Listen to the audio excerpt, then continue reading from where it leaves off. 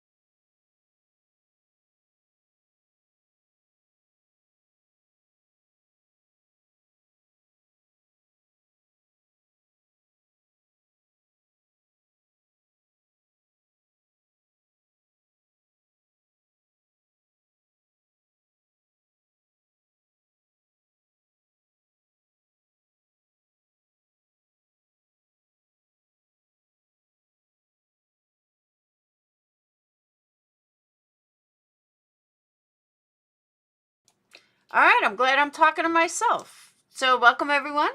Good thing I look at chatter. I wouldn't know I was muted. Sorry I'm on so late, but as you guys know, today was a twin's birthday. So, I hope everyone had a good day.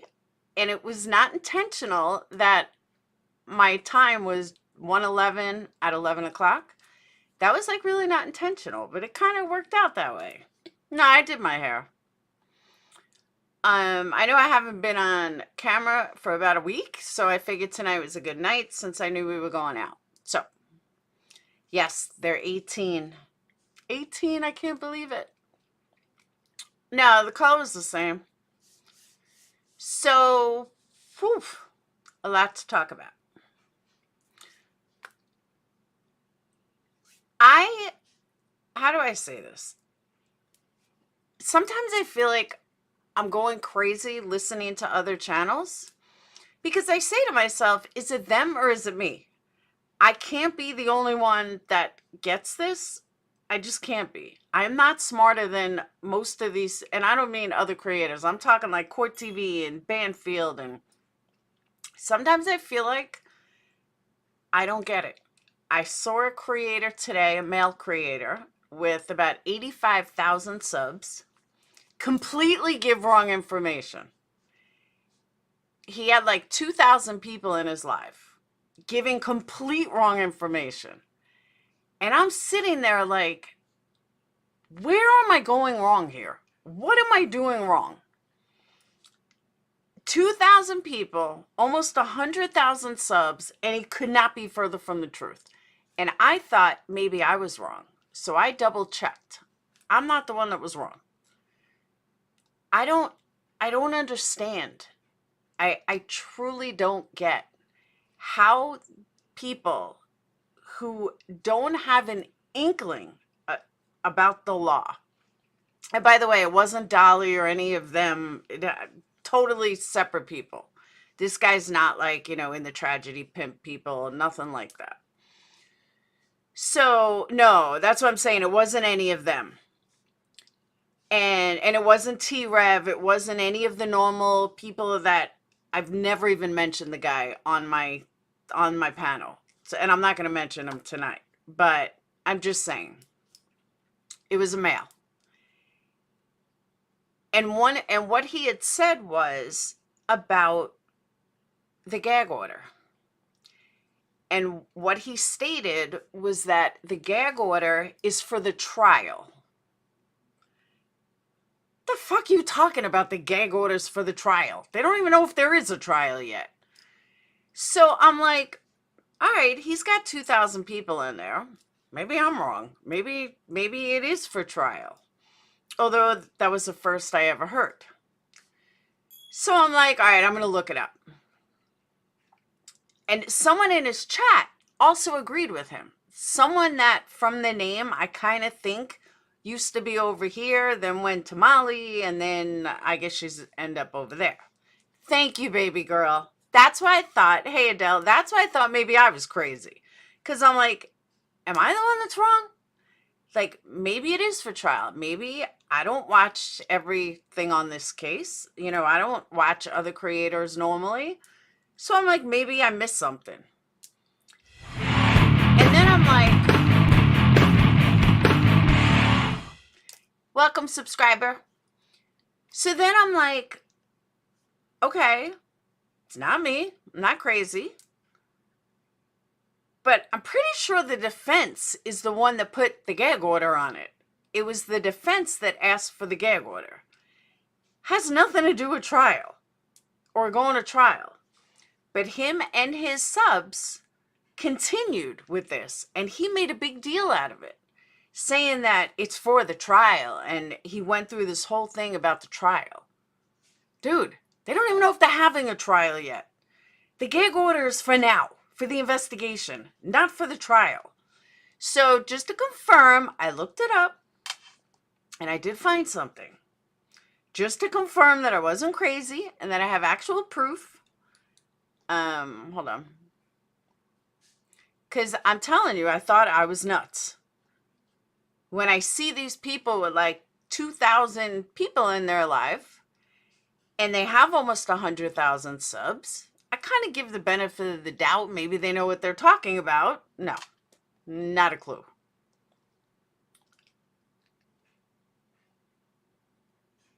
But even the people in the chat were saying that, yeah, it's for the trial. The fuck are you talking about? It's for the trial. So hold on, I'm pulling up what I found. And it seems that people are running with this, that it's for the trial and it has nothing to do with now. Honestly, I don't even know where they got that from. I truly don't.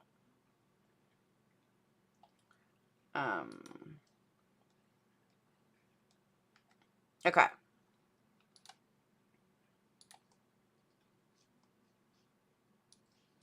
So I pulled up.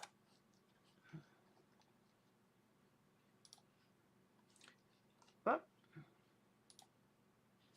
right. So I pulled up from this order. Hold on. Where am I?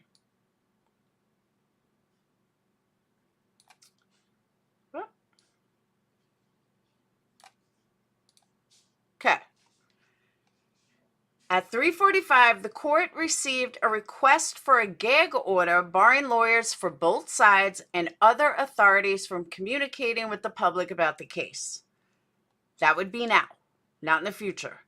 Despite the order, many details from the let me make this bigger. Despite the order, many details from the investigation are expected to come to light in court proceedings, the first of which came from a 19-page probable cause affidavit unsealed Thursday, just minutes before Kohberger made his first appearance before Judge Marshall. Okay, so let me repeat that. At 3:45, the court received a request for a gag order barring lawyers for both sides and other authorities from communicating with the public about their case. Nothing to do with trial. The gag order is now. He said gag orders to protect info for... No, he said the gag order is for the trial.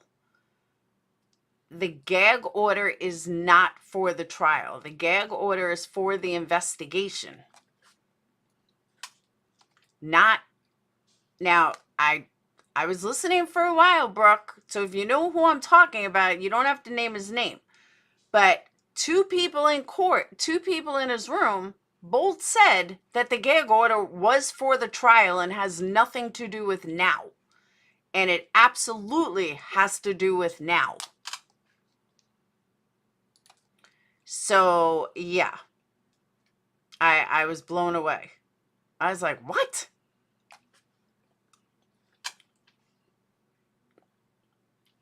And I was shocked. I was like, I don't get it. I just don't get it. And I'm not telling you, and just so you know, I'm not telling you don't mention his name because I don't want you promote him or anything. That's not why I'm saying it. I'm saying it because if I heard something wrong or if I mistook something wrong and I'm all for it, I will listen to it again. I don't want to like be an asshole. You know what I mean? So that's why I'm not mentioning his name. Another thing I want to say while we're on the topic of being an asshole. So I got a call last night, as you guys know, on a live, saying how, I talk down to people or people that don't agree with me, blah, blah, blah. I said it last night, but I want to say it again. You have to understand something. When I talk like that to somebody, it's not somebody from this case per se. It's not somebody that, like if Brooke would have came at me, I wouldn't have gone back at her or him. I don't know. It looks like a female. It has to do with people from another community or people I know for a long time or people that I know are assholes or ex-Patreons or someone that's been an asshole to me in the past. If let's say Swendega. I don't know Swendega anywhere other than this case. So if Swendega doesn't agree with me, okay, don't agree with me. That's cool. I would not have a problem with that because I don't know them personally. I have not interacted with them before this case. So that's the difference. So if you see like a community post that I make and you're like, what the fuck is she talking about? Most likely, actually, not most likely, definitively, it has to do with somebody I've known a long time or used to have a history with. So, sometimes I don't realize that people that don't know me well or know the history are going to understand. I automatically think that, oh, everyone's going to get it. But I know a lot of people don't get it or think that I'm arguing with somebody that I may not know for a long time. So I just want to make that clear and everyone to understand that sometimes, not sometimes, all the time, if I'm a complete asshole to somebody, I know them. So I want just that to be clear. Exactly, Nicole. Thank you. Nicole, you're a perfect example. Hey, Debbie. I know Nicole from true crime. And me and Nicole have disagreements. I've never blocked her. I've never been rude to her. I never called her an asshole. We could still not agree on something, and she comes at me sometimes. I'm not disrespectful. I'm not an asshole. Nicole, you are a perfect example to use. So, Emily Baker?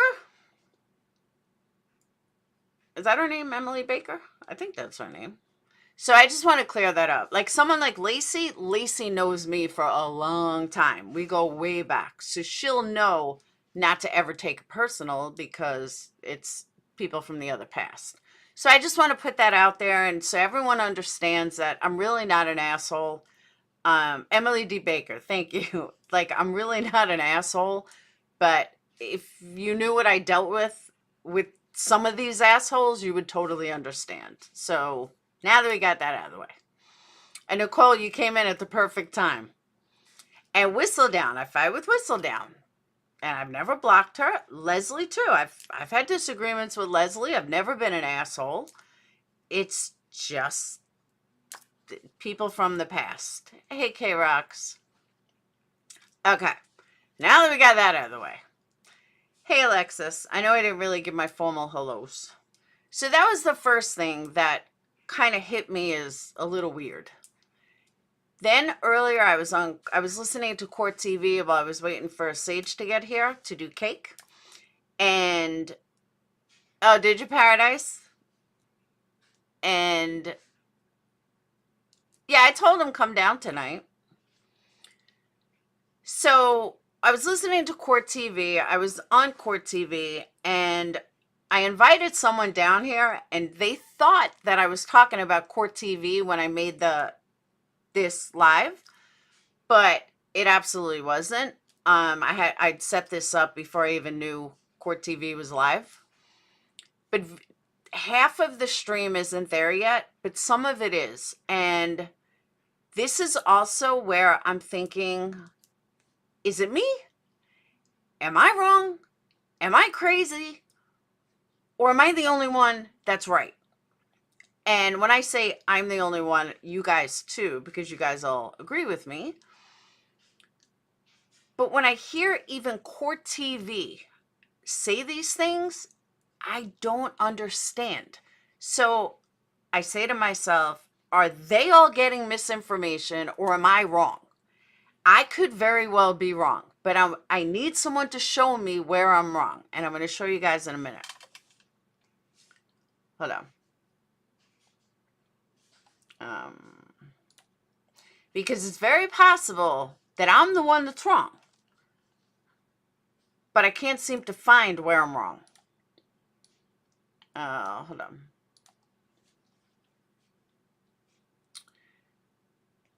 It was at the very end of the night. And if anyone listens to Gray, I was listening to him when I was fixing up my hair before. Correct me if I'm wrong. He also believes that the date girl was full of shit. Am I right about that? Because I think that's what I heard. I think.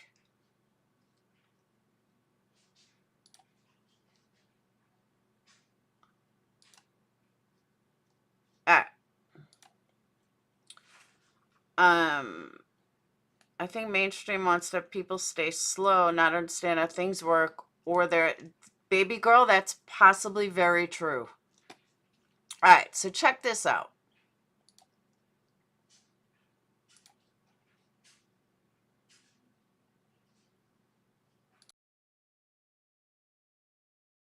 Fortunately, your roommate survived, you're okay, and it turned out that way for you guys, but I think it's extremely valuable when we look at these cases to not jump to judgment so quickly, especially for someone. Yeah.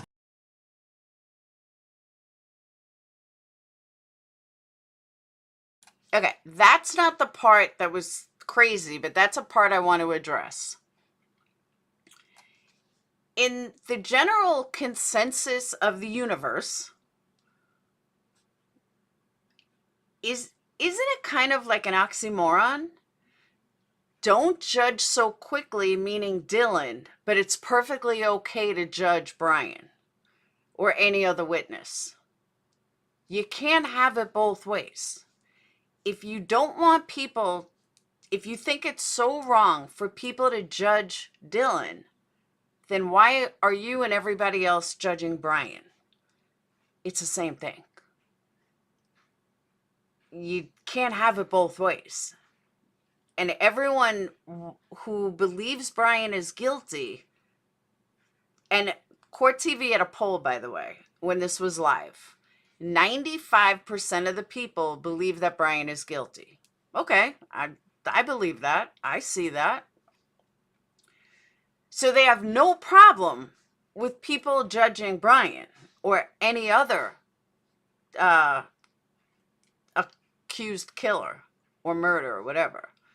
But don't judge Dylan. No, you can't have it both ways. People are either going to judge or they're not going to judge. You can't say, well, you can judge this one, but you can't judge that one. You can't do that. So I found that a little weird that, yes, active shooter. And exit screaming, that's not the point. You're missing my point. You can't say that people should be quick to judge. People shouldn't be quick to judge. But it's okay for you to judge Brian. But it's not okay for you to judge Dylan. Now, should Dylan be hung and tried? No. We need way more evidence because we don't even know what the police have on Dylan or what they don't have. Either way. But don't get mad. My point is, don't get mad judging one because you're saying it's perfectly okay to judge the other. No. It's one way or the other. It's either okay to make a fast judgment or it's not okay to make a fast judgment. Now, should Dylan be harassed like JLR is doing to her? No. Should pictures be taken of her outside her mom's home? Absolutely not. Should she be bothered at all? No, she shouldn't. Because nobody's saying that she helped Brian murder them, or have anything to do with that. We're just saying, how could you not call 911?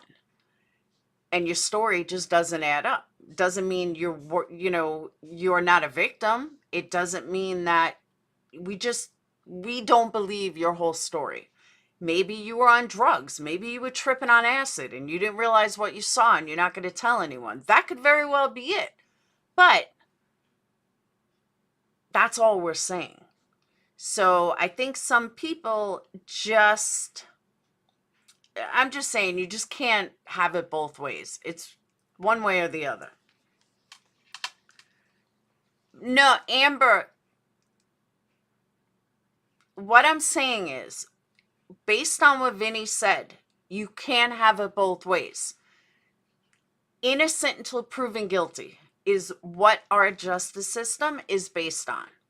So if you're innocent until proven guilty, then you shouldn't judge Brian is guilty. Being that, because we don't know all the facts. We don't know all the facts on, what's her name yet? We don't know all the facts on Dylan. Because of that, it's not fair to judge Dylan. But you can't say don't judge Dylan, but it's okay to judge Brian. You shouldn't judge anybody. But if you are going to be okay with judging one, then be okay with judging both. That's all I'm saying. Brian is still innocent in the eyes of the law. It's exactly right. Who's been through an extremely traumatic situation. Alana, thanks so much. She's going to have a lifetime of healing. Thanks for having me on, Vinny. Thank you so much. Really important stuff. All right. When we come back, folks, Chanley Painter, still live in Moscow. She's got more for us. Don't go away.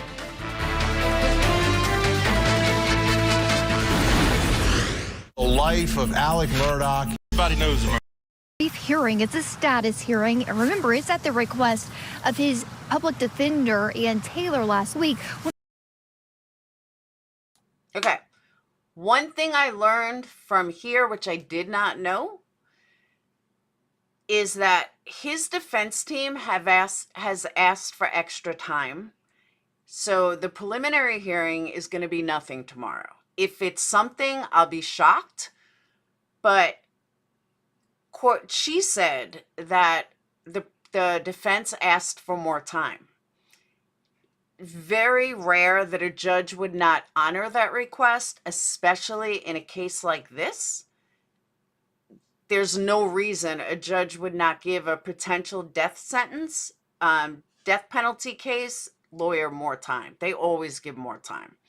So after hearing that, my opinion, this is going to be a 2-second hearing. They're going to ask for more time. Judge is going to grant it. Not much they're going to say. So let's hear it out. She explains it better than I can. When the judge asked about scheduling a preliminary hearing, she asked for more time. So we're expecting tomorrow for her to tell the judge whether or not he's going to invoke his right to this preliminary hearing or waive it. And as you know, Vinny, a preliminary hearing is a big date because that's when the prosecution is going to call witnesses, put on evidence. The defense can cross-examine those witnesses, give us maybe some more insight into the evidence they have, because they have to establish probable cause in front of this magistrate judge, who will then, if the judge agrees, bounds it over into the district court here in the state of Idaho. If that does happen, then that's the time that Bryankohberger would be formally arraigned and enter a guilty or not guilty plea. Now, he also can show up tomorrow, and he is going to be there in person, probably shackled again in his jailhouse orange, and waive all of that preliminary hearing, which means that he would automatically be bound over into the district court, and they would likely schedule him for that arraignment, Vinny. So that's what we're expecting here, and we know that front row. Okay, so the one question I have that I don't totally get, so tomorrow they're in front of a magistrate judge, which has no pull anyway. all they're doing, from my understanding and my understanding of the way the courts and the law works, the only thing they're doing is seeing if they have enough reason to keep him locked up and have it go to district court. We already know they have enough evidence. They have enough evidence based on what we already know they have, for let alone anything else. So the preliminary hearing is just to see if it's going to district court. It has nothing to do with him being guilty, him being not guilty, or any of that. It's just, do they have enough to bring this to district court? Tomorrow's going to be a complete waste of time. Even if he waives all that, I still think it's a waste of time. But his defense team had 1 week to fight this, and that's why I think they're going to be granted extra time. But who knows? Maybe not. I don't know. But it's going to be nothing.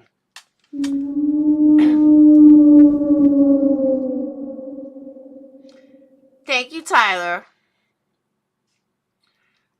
So yeah, it's really going to be nothing. Now, I wish that the second half of this was available. I don't know where the second half is, but let's see what else. The gallery will again be reserved for family members of the victims. I just spoke with the family attorney for the Gonsalves family, and he's telling me that he, the attorney, will be there representing the family tomorrow, Vinny. And there's 2 schools of thought on the preliminary hearing. Most defense attorneys always want to have it because you get, again, another look at the evidence against the defendant. You lock people into testimony, and you have a much better idea of their exact theory of the case.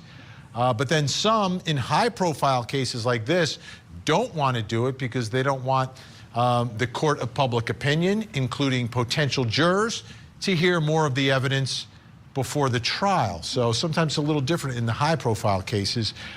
We'll see what happens. Extremely important decision. I mean, right now, the Larry Miglietti, accused of murdering his wife Maya, they're doing a preliminary hearing down in California. Okay, so Warrior Woman says the only reason not to waive preliminary is to see what witness will say or how they hold up. He has 14 days to have preliminary unless he waives his time. He's waiving by asking for more time. But is he really waiving it? If the 14 days from when? From when he got arrested?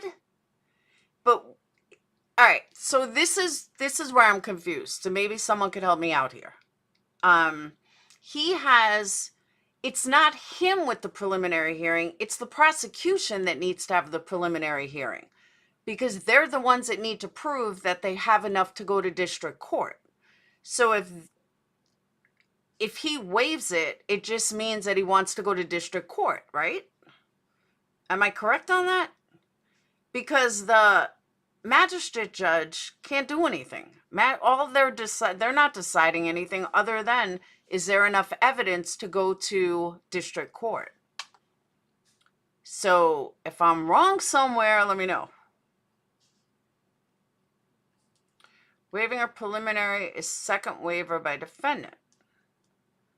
It forces, but the whole thing is on the prosecution to begin with, isn't it?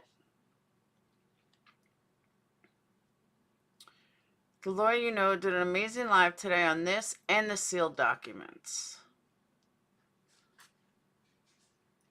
Prosecutor doesn't. No, the prosecution doesn't waive anything. I'm saying that it's the prosecution that is the one that needs to prove that there's enough evidence to go to the trial, right?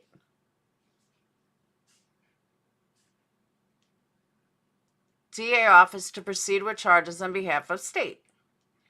That's what I'm saying. I know the state has the burden of proof. I get that. He can still have a preliminary, but he's extending 14 days by asking for more time. Isn't that what I said? I said that he's going to be granted the extra time if he asks for it because he's only had a week, and then you're saying it was 14 days. But now we circled back to exactly what I said in the beginning. That's why I'm confused. Because what you just said is what I said in the beginning. Waiving the 14-day rule. Thank you, Janice. But all right, so if he waives the preliminary, then he's going right to district court, right? He will waive his right to a fair and speedy trial. Why would he waive his right to a fair and speedy trial? He cannot have an extension because courts always give extensions. Doesn't matter. Courts will always give extensions. Oh, I see what you're saying, Tyler. Proceedings begin after a plea. Yeah, but the judge already asked for more time. Would someone really want to waive a speedy trial? Who said that? Like, where did you guys hear that? I haven't heard that.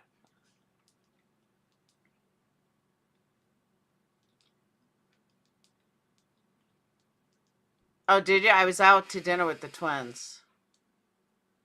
Have to give extensions or there will be an appeal. Yeah, I agree. Yeah, I have to give an extension. Brian is released by a technicality that will send out the posse to get him before he leaves the state.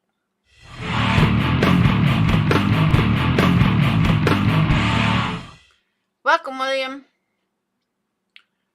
I thought you'd want a speedy trial, too. Yes, they do have so much evidence not presented. So here's the other thing. It's on the second half of this, I believe, and I wish it showed it. Because here's the other thing that I was talking about, that I'm going to do this by memory, but here's the other thing that I don't understand how everyone doesn't get it, so maybe I'm wrong. And I said this last night. The court that's sealed, the papers that are sealed, were sealed by the defense, not by the police.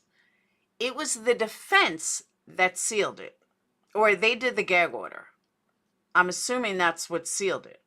But let's say the police sealed it. It doesn't matter. Let's say the police sealed it. The police have not given us anything in this case. They have kept this every single step under wraps. There's only one court order. They don't have multiple orders, as far as I know. There's one court order that was signed, sealed, and delivered, that all the evidence must be sealed.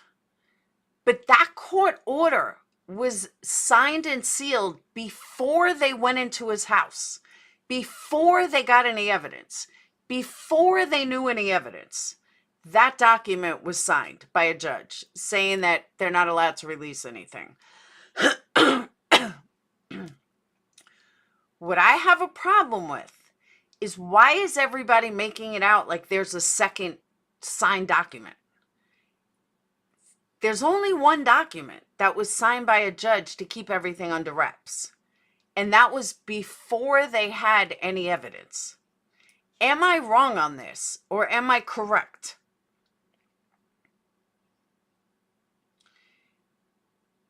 Because everybody, yes, the gag order was issued by the court. For the defense asked for it. The sealed document was delivered by the courts before they collected any evidence. Before there was any evidence obtained, they got a court order from the courts, and they had to make it sound good, or why would you keep a public document closed? So they made a list of all the reasons that it could be damaging, it could hurt the public. But all that was done before they walked into his house. All that was done before anything was substantiated. So all of these reporters, all of these mainstream media, as well as YouTubers, are running with the fact that there must be something in these documents. There must be, this, and this. But all of those documents was signed before they had anything. Am I wrong? Is there another document somewhere that we don't know about?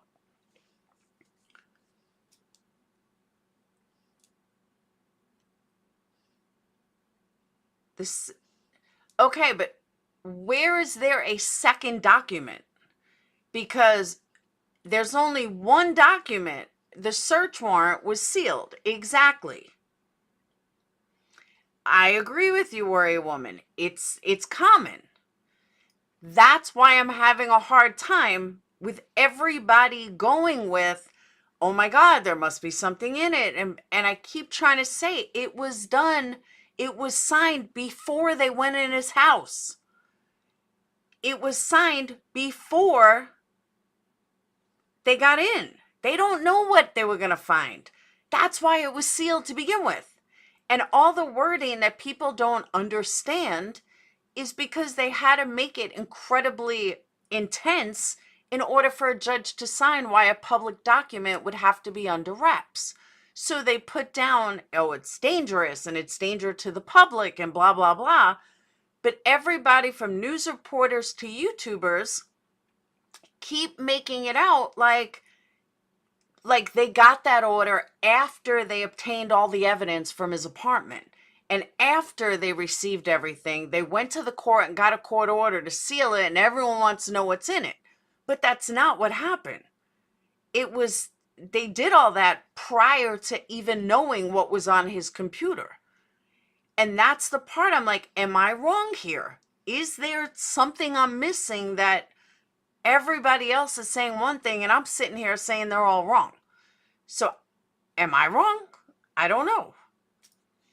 Because the warrant might find something that, exactly, it might find something.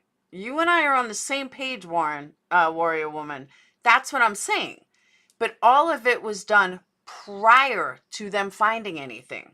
But everybody else is making it out like they got this court order after they found everything. That's what I'm confused about. You get a cert. I agree with you. And you sealed it because you don't know what the evidence is going to have in it. You don't know. No, not the gag order. I'm talking about the police sealing, the search warrant and everything. It was sealed possibly before he was arrested. That's what I'm saying. Or even, I think it was signed the same day he was arrested. Yeah, that's what I'm saying. I think it was done the same day. He was arrested on the 30th. We're talking about the search warrant being sealed. The search warrant being sealed was signed before they had any evidence of his apartment.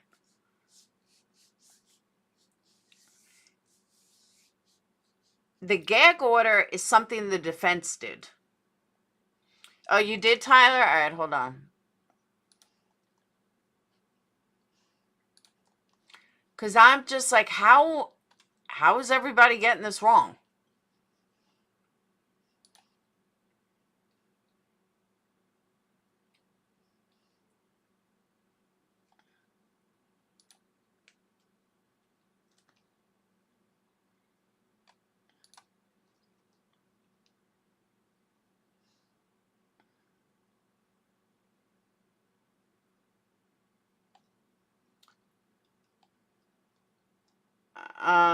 Can I read this?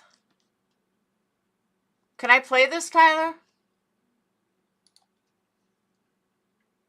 Can I play it?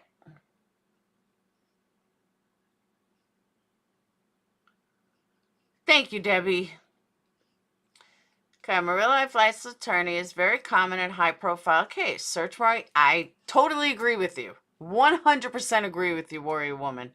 That's why I don't understand why everybody is confusing this.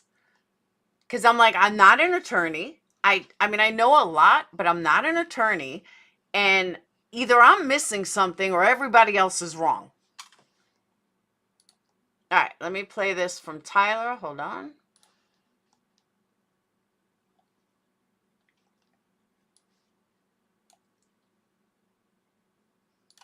Dictate a little explanation. So I'm going to start with why I believe there is something a bit amiss. First,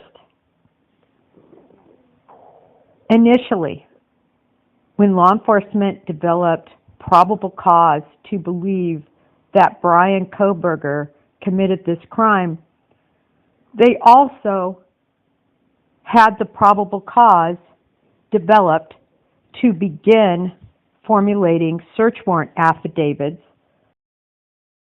I'm sorry, this is Jennifer Koffendorfer. She's a former FBI agent. For his office, his apartment, his father's home, his person, and his Elantra. Now,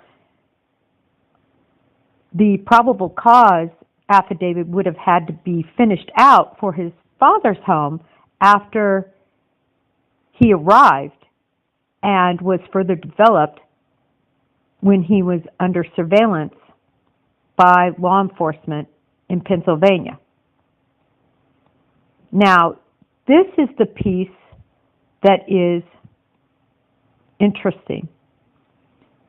The meat of a probable cause affidavit concerning Bryankohberger, we got to see in the 19-page affidavit that supported the criminal complaint for his arrest. So there's the meat. Beyond that, in a search warrant affidavit, you have to do attachments. You have to do an attachment describing what you are looking for.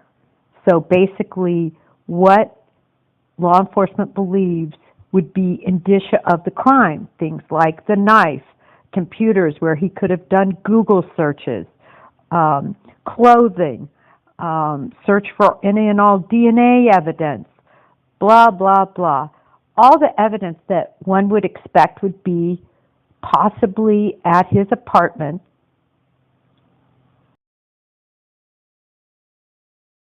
All right, let me just throw in there. It's not critical K. Just to throw something out there, a lot of people are like, well, people are confused. Why is it sealed? Having it sealed is standard procedure. That's why I'm so lost, why everybody is making such a big deal that it's sealed when the lawyers should know. If I know, the lawyers should know that that's standard. That's part of why I'm like, I must be missing something. I can't know more than these lawyers that claim they know so much. I'm like, I've got to be wrong here, but I'm not. It's standard. That's why I am so like, what the hell is wrong with everybody? Thank you, Wilhelmina. Or in his car or at his office that would prove to be evidentiary in committing the crimes. Now then, they also have to show that he has connectivity with these places and that it's not just loose in terms of being a nexus, but that actually he utilized those places contemporaneous to the time before he committed to the crime and after he would have committed the crime.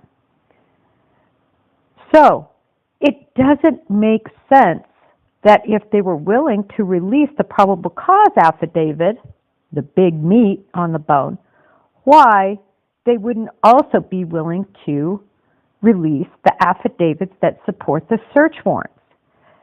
Now, I could be wrong here, but I could swear that I heard or read that the defense is the one that sealed this.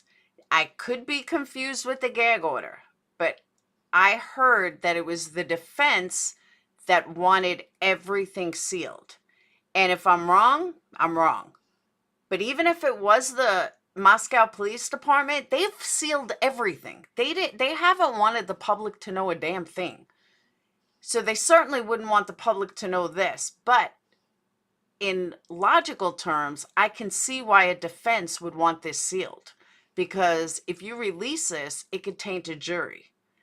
And if the defense ordered to have this sealed, I understand that. And I think people think that Moscow wanted it sealed, but again, I think it's the defense that wanted this sealed. And I could swear that I read or heard that, but I might be wrong. There is boilerplate language that we use in law enforcement when we want something sealed based on it interrupting our case and it causing issues, evidentiary, with a case. And that also makes sense, sort of boilerplate, that they might not want to release information concerning the connectivity to these locations.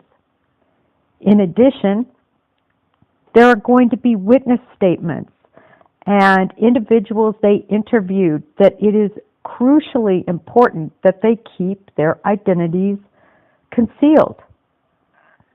And even if they take their name out, because some of you might be asking, that's not enough. We call it singular information.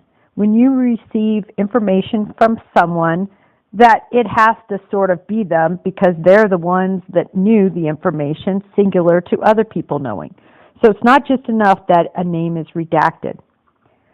So let me just say, for them to further state that if this information from the search warrant affidavits are revealed, that it could stop their case and thus cause a danger to the community, I'm paraphrasing here, that is significant to me because I would not have expected the probable cause in the search warrant affidavits to differ greatly from the probable cause in the complaint affidavit. All right, continuing to research, but wanted to send this out.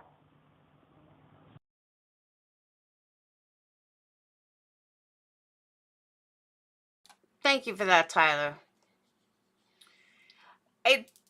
Of course you'd want it sealed, but someone said it was the prosecution that asked for it sealed. Either way, it makes sense because if you are asking for something to be sealed, you don't want to give someone your whole hand, and you certainly don't want to give the public your whole hand. But the way that they did, he had a lawyer in Pennsylvania, he had a lawyer here. He didn't have a defense by the time this was sealed. He had a lawyer from the beginning. This was sealed on the day he got arrested. He had an attorney.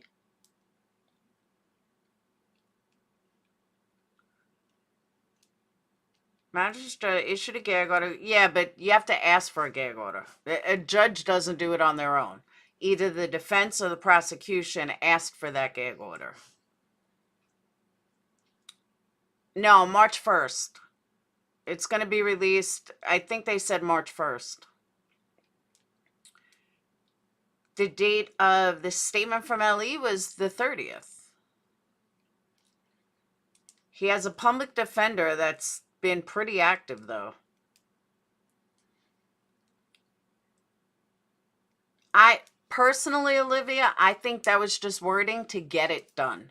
Because if they just say, well, if they were flip-floppy about it, or, well, maybe, maybe he's the person, or we believe, if you put some heavy stuff in there, like, oh, it's a public nuisance and the public is in danger, the judge has to sign it.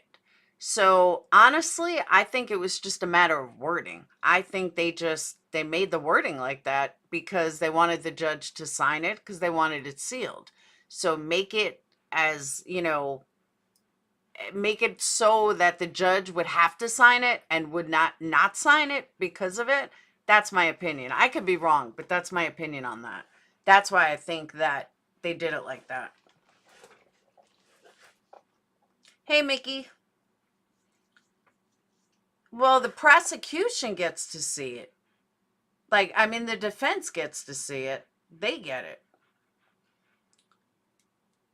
Just imagine what they found in his apartment. But I get it.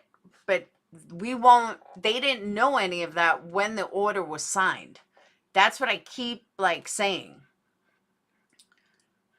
tight standard language because FBI was involved. Higher level standard language. We often see this in federal court case. By the way, someone asked something, and I don't know the answer, and I'm curious. Is this a federal case? Because it crossed state lines. So this is federal, right?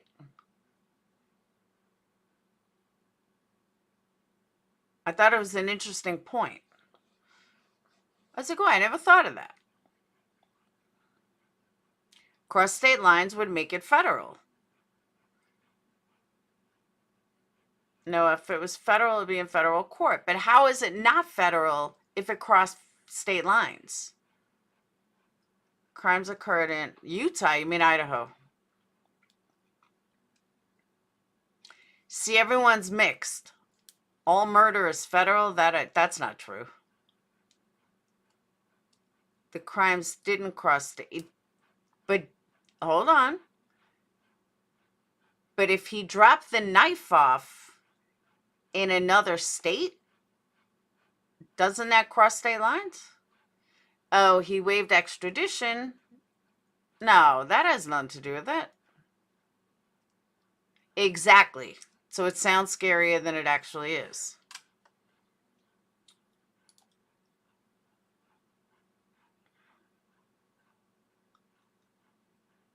Lived in one state and killed in another. Same with Rittenhouse case, if I remember. He is charged under state law with a crime. Now, if they find the knife in another state, is that state lines? Is that federal? The crime occurred in one state. Elle, I said I wasn't sure if it was the defense that wanted it sealed. I know the gag order they did, not the... I didn't know about the arrest warrant. If victim was across... Oh, if he took the victims across state lines. Okay. Even if, what about if you find the weapon across state lines? Jerry, I thought the same thing. That's why but I don't know.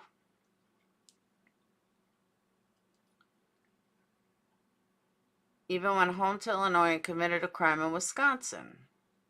I thought him driving across state lines would make the crime across state lines if they find evidence in another state. But I honestly don't know.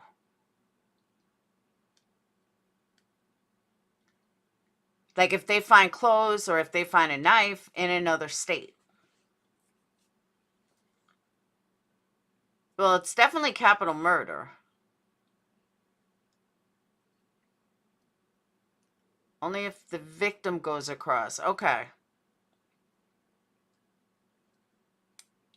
I know it's where the crime occurred, but I thought if he brought evidence to another state. Laundries weren't federal. That's a good point, no way.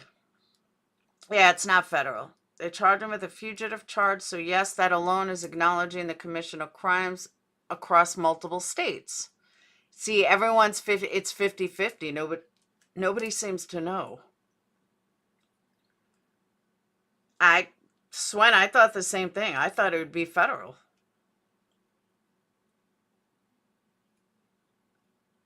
Also depends on who the victim is, if it's federal. I don't know about that. Oh, I forgot Banfield's on. Was Banfield any good? Is it worth watching?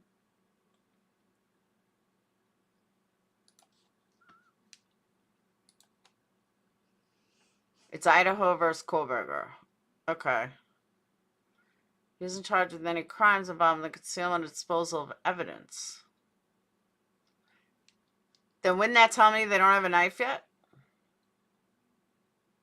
Speaking of the knife, let me bring up another point. I know, right? How can I forget my future ex-husband?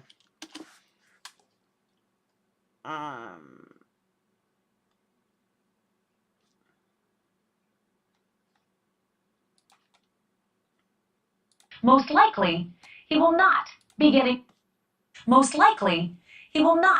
getting relief of having his leg irons unshackled. Not an inmate of this magnitude. He'll face the judge wearing standard issue prison orange, handcuffs, ankle cuffs, the whole shebang. It is not yet clear exactly who else will be in that tiny courtroom. Steve and Christy Gonzalez plan to attend, but not in person, only via Zoom. The curious townspeople in Idaho, well, if they're hoping for a glimpse of America's most notorious inmate, they may get a seat if they are early. This is a hearing that could put his prosecution on the fast track, or not. Bryankohberger may or may not speak, but the lawyers sure will. And every single word will be scrutinized, even more than usual, since those very same lawyers, as well as police and anybody else connected to this case, they're barred from saying anything about it outside of court. No matter, because we do have some revealing comments tonight from someone else, a lawyer who is not bound by the gag order because he practices in Pennsylvania. I'll get to those comments in just a moment, but first, some new reporting on Kohberger's demeanor during that day-long flight that he took while being extradited from Pennsylvania to Idaho. A police source who spoke to People magazine says Kohberger was chatty as he flew across the country, and chatty while being booked into the Latah County Jail. The source said, quote, he seemed really nervous. At one point, he was saying something to himself like, I'm fine, this is okay. Like he was reassuring himself that this whole thing wasn't awful. At another point, the source says Kohberger brought up the victims and reportedly said, it's really sad what happened to them. I want to bring in our senior national correspondent, Brian Enton, now. And Brian, you have just spoken with that public defender who represents. From what I understand, it was originally 10 a.m. and they changed it to 8 a.m. That could go either way. That could be they changed it because they're going to have witnesses and they know they're going to take more time, or they want to get it done and over with because it's going to be 5 seconds and they don't want to put it in the middle of the day. It can go either way. Kohberger immediately after his arrest. What have you learned? Yeah, this was interesting, Ashley, because last time we saw the public defender in Pennsylvania, Jason Labar, he was with Kohberger in court. I was in the courtroom, but he had not seen the 18-page probable cause. So now he has. I asked him what he thought about it, and he says he thinks there are holes in the probable. I absolutely disagree with that, Joe, and I'm going to tell you why. I disagree with that because the DoorDash driver spoke to the police. They would know. And it was on Xana's call record. Xana ordered it because I originally had that thought too. And then once the police said that they spoke to the DoorDash driver and it was on Xana's police record, that was wiped out the window. So CC is way off on that. Cause. He is questioning the phone pings. He says that those pings are not specific GPS coordinates, and he says the defense can have a field day with those pings, calling them out.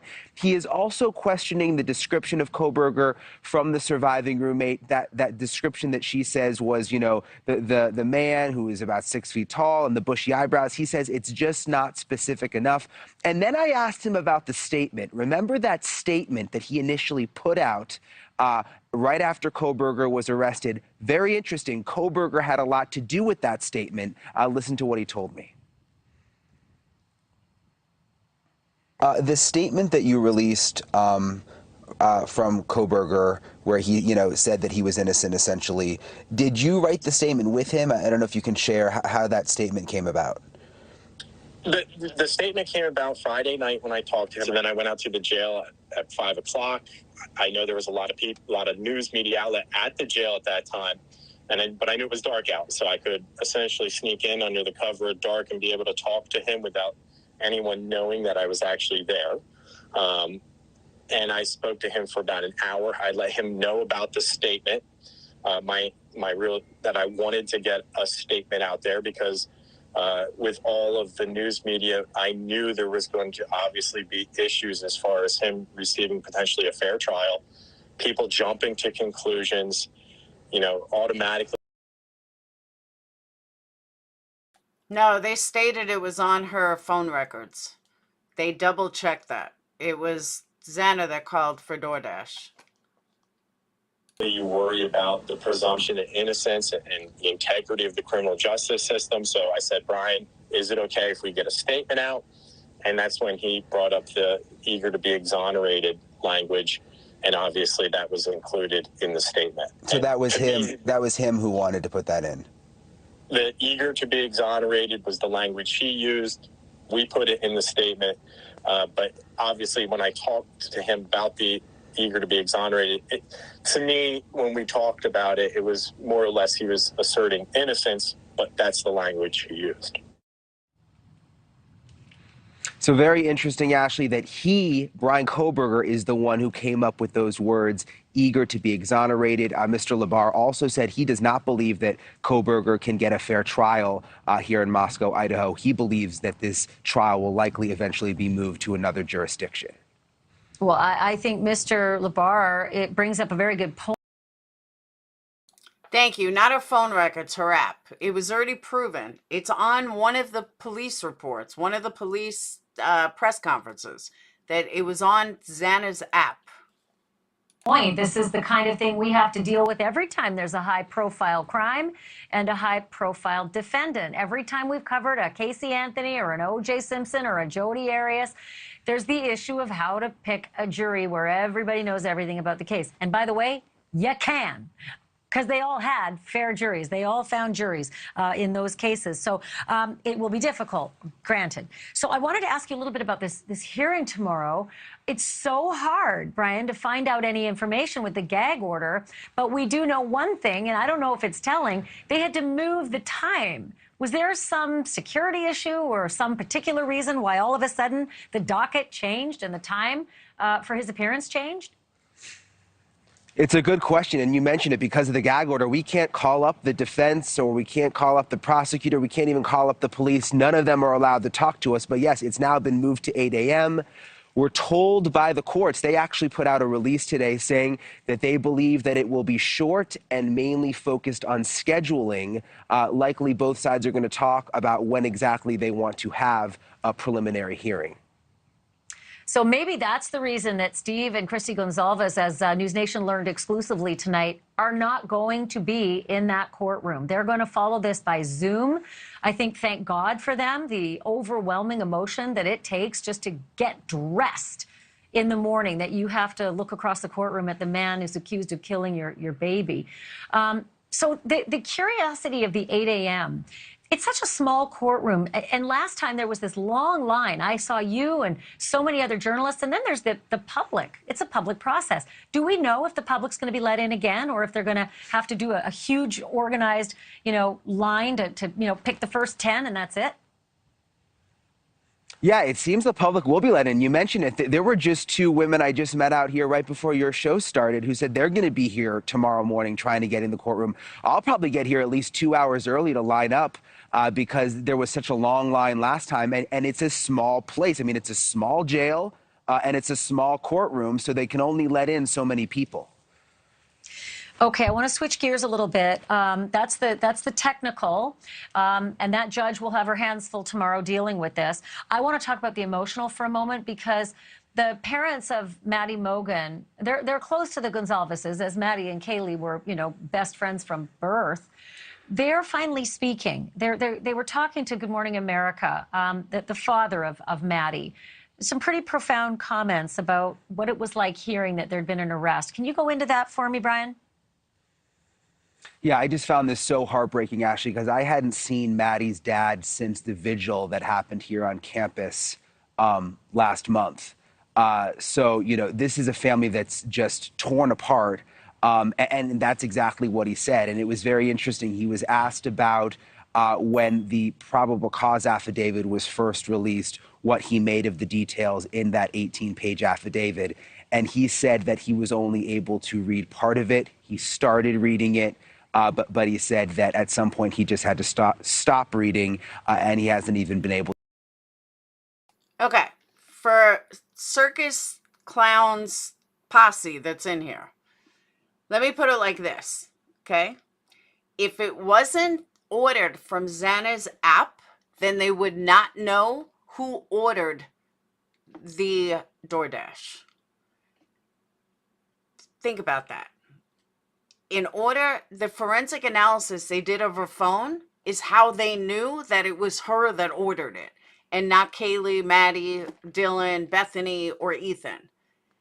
They knew that it came from the forensic analysis of her app. That's how they knew it was her that ordered it. To read the whole thing because it's just too difficult.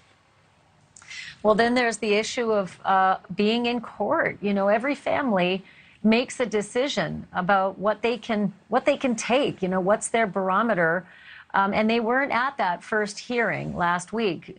Any thoughts that they'll be at any of the hearings? That's an easy answer because most people eat in their kitchen, not in their bedrooms. Or trial's a long way off, but you know, it's a tough decision to make. Yeah, I imagine they will be there at some point. You know, you mentioned that the Gonzalez's will not be at the hearing tomorrow morning, which you learned exclusively.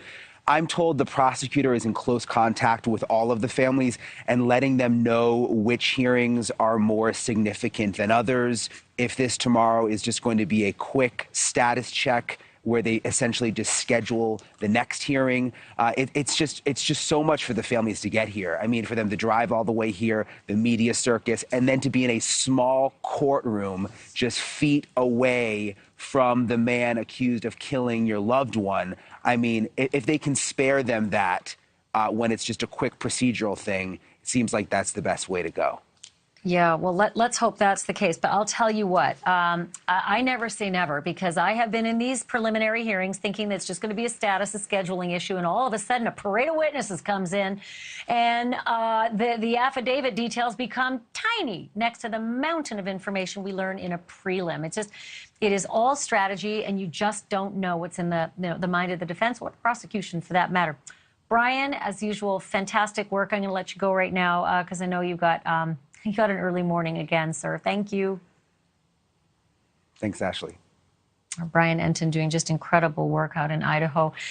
Okay, this next piece of reporting is going to shock you. There is some brand new information now explaining what the first responders on the scene saw and more specifically smelled and heard when they got to that house on King Road. According to the brand new reporting, 3 officers arrived at 1122 King, and they immediately knew that something was very wrong. The story goes, a cluster of young people was milling outside of the front door, looking to be in utter shock, but also in silence. Someone in the crowd muttered a single word, "dead." When the officers stepped inside, there was reportedly an extraordinary smell of blood. That is what is being reported by a former New York Times writer named Howard Bloom for an outlet called Airmail. It's a digital weekly newsletter from the former editor of Vanity Fair. NewsNation has not been able to independently verify the details in this article, but Bloom's sources tell him that the 911 dispatch office is chronically understaffed, and that it was particularly busy on this kind of a weekend, a football weekend, which was the weekend of the 13th. So rather than risk delay, the standard op is that those 911 operators use the term unconscious person. Typically, they just use that term. It's something that they can use to get help quickly out to a scene without having to go into too much detail. So the unconscious person call, that mystery has been a real struggle since day one, and maybe that's the answer. Without real information, the operator just did what they usually do when they don't know what this call is about. They just say, "Go, unconscious person." But then Bloom goes on to describe the responding officers as, quote, largely mute and almost robotic as they entered that house. He says that they first went into the room with Xana and Ethan, that they saw large amounts of blood, but described the faces that they saw as being, quote, preserved like masks. Bloom then describes the room where Kaylee and Maddie were found. That's on the 3rd floor. Kaylee, he says, reportedly had large puncture wounds, like the killer was trying to, quote, gouge out chunks of her flesh, unquote. Maddie's wounds appeared, quote, less feral, more measured, at least in comparison, end quote. It is just so hard to imagine the carnage that those officers saw, but my next guest has plenty of experience with this kind of thing. Phil Waters is a former homicide detective with the Houston Police Department. All right, excluding if you're a nurse or something, would you know what blood smells like? Because I wouldn't. I can tell you what burning bodies smell like because I was in New York City for 9/11. I could tell you what that smell is. That smell will live with me forever. But I have no idea what blood smells like. Does any of you guys do? I don't even know what a dead body smells like unless you're burned to death. That I know. He's investigated over 400 murder cases. And Phil, I read those details and I wonder how you go on with life being in that line of work. But I wanted to get your take on some of those details that are being reported. Well, it's good to be with you again, Ashley. My first take on the article is it was despicable. I think it's disrespectful to the families, and I think it's disrespectful to the detectives involved and the officers involved in the investigation. I don't understand why this article was written in the manner in which it was written, and these new details, none of which are confirmed, and his description of officers walking into a scene, this unconscious person call that comes out from dispatch. I can tell you that the dispatch office sends out the information directly related to what the information was that they were given. So depending on how that information came into them, they're going to dispatch it in a general sense. They're not going to put a bunch of descriptions in there that would say there's this blood, there's this and that, and this and that. So in Houston, we would get a person down call is what we would call that type of thing. And the officers are sent there to find out what the circumstances are around a person down call. So that is what they use, I guess, in Moscow, Idaho. And that's what the officers are responding to. I don't find anything particularly unique.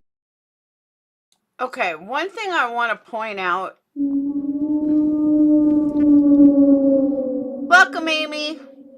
One thing I want to point out that I've been thinking about this every time I see this picture. That's dripping from top. So someone had said, is it possible he put the knife in the pipe? It's possible. I don't know how it would fit, but that doesn't look like it's seeped through.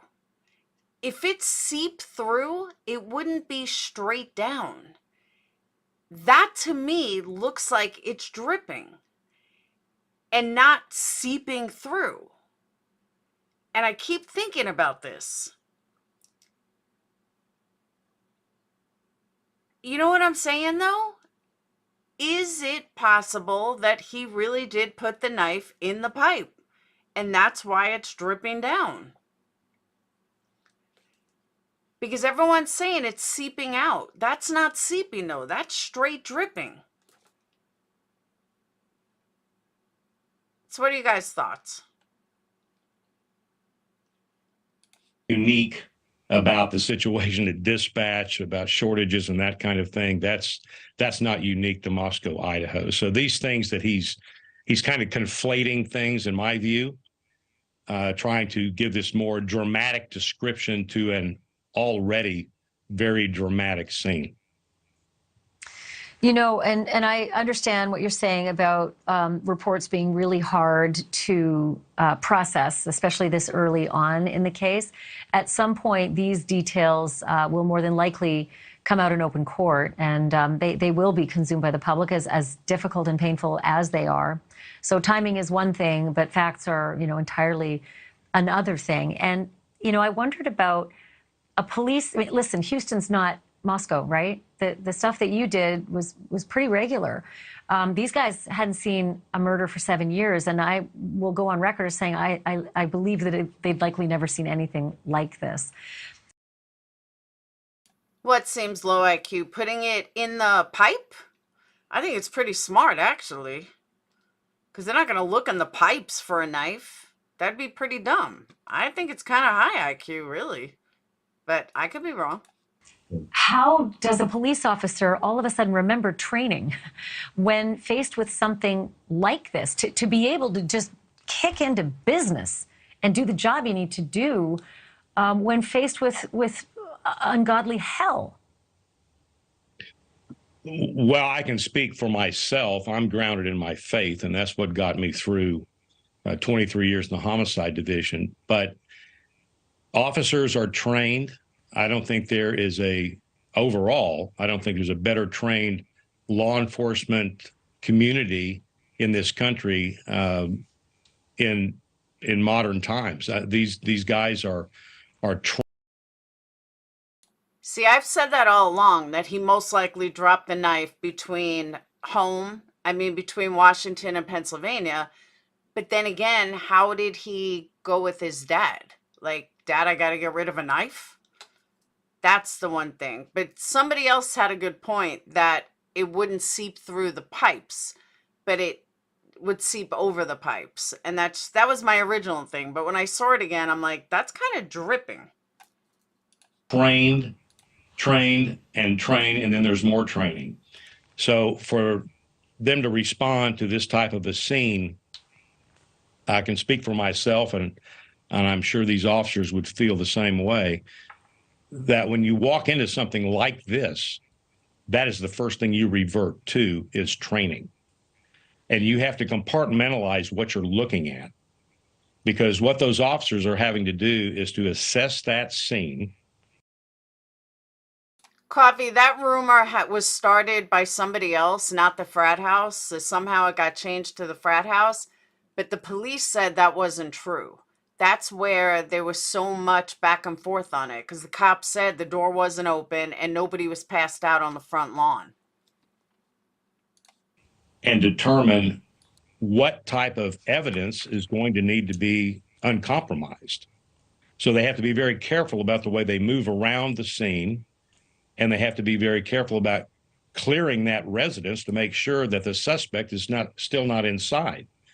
So when this writer talks about robotic and all this kind of stuff, listen, these officers are doing what they were trained to do in a situation like this. There are some details in the article that aren't right. I mean, we just know for a fact that the dog's name is Murphy, and the writer says Morgan. That's not right. Says that Elantra was caught with the help of a gas station, but it was the WSU police. States that Ethan Chapin was from Conway, Idaho, but it's Washington. But I do wonder about the details of the kids outside. If that ends up being true, that the kids were outside, what would the officers have to do right away to just manage the person, that the people who are there in the condition that they might have been in, that the shock that they were in? Well, those people outside are going to be considered witnesses initially. And I use that term because that's what we would call anybody that might have any information. Doesn't mean that they saw anything or necessarily heard anything, but they might have some information. And so they're just, in a generic sense, they're called witnesses. So the officers would get those people, take statements from them. What did they know? What did they see? What did they hear? And they're going to start their own field investigation at that point in time. They're going to identify those witnesses, and that's going to be for further reference later when the detectives get a hold of this case. Right.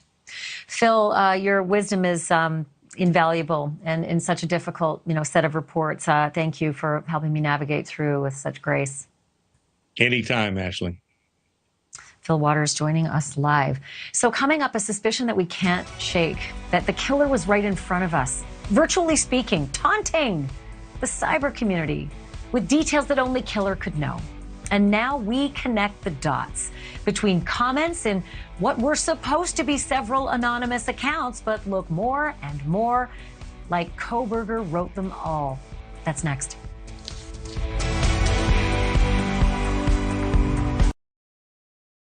That's why you got to be careful with social media. Yeah, but I don't know. I just don't think he'd be dumb enough to leave it that local. I think he got rid of it. Because remember, they haven't found his clothes either, as far as we know.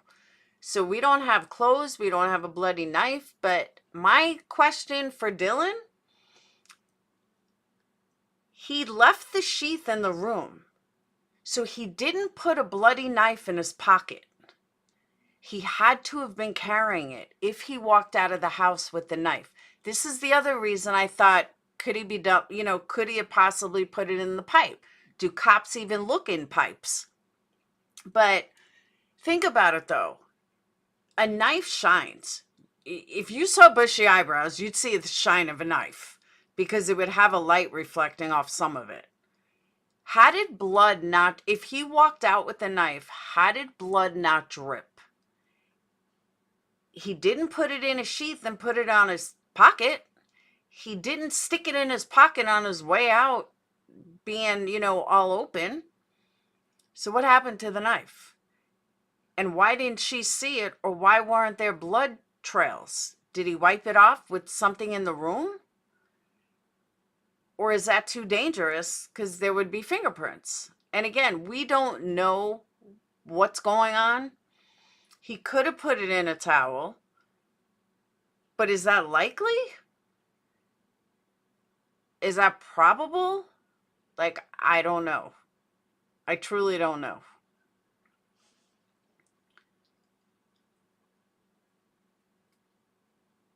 She's too busy looking at the eyebrows. Yeah, but if there was a light reflecting, wiped it on his pants, maybe. And that's the other thing I'm curious about. One, is there blood in his car? But more importantly is there blood intertwined with each other? Was Kaylee's blood on Xana? Was Ethan's blood on Maddie? Because then we'll know if it was one knife. Did he wipe the knife down in between killings? You know, if not, it's an easy blame that there was only one person. I think that's some of the details that we're not going to find out till if and when it goes to trial, but it is something that's been on my mind. Layered DNA. Will they, you know, find blood on each other? Was there more than one knife used? Could there have been two knives and he stabbed them double? That, where I thought of that was when my twins were babies, when they had to get their shots, dead shots, not live shots, but they had to get their shots. It was the last time I let them have shots before I cut off all shots. There were two nurses in there and they hit them both at the exact same time. There were four nurses, 2 needles in one hand, 2 needles in the other hand. And they hit all 4 at once. It was the last time they ever had shots, by the way. And they were 6 months old, 7 months old. So I thought, you know, neither one could fight back. Did he have 2 knives that he hit them both at the same time instead of going back and forth? May have been the same type of knife. He may have had one sheath and not the other. I don't know, just a thought I thought of. Yeah, I cut off the shots right after that. I was traumatized. Watching them get 4 needles at once. Absolutely traumatized. That's a detailed DNA. But that's what I was thinking. Maybe that's why he didn't realize he lost his sheath because he had one? Maybe? See, that's what I thought too. Maybe they got their throats because they couldn't scream. But according to the coroner, it was all to the chest. It was to the body. So the only thing I could think of is, boom, he did 2 in 1 shot. It's the only thing I could think of.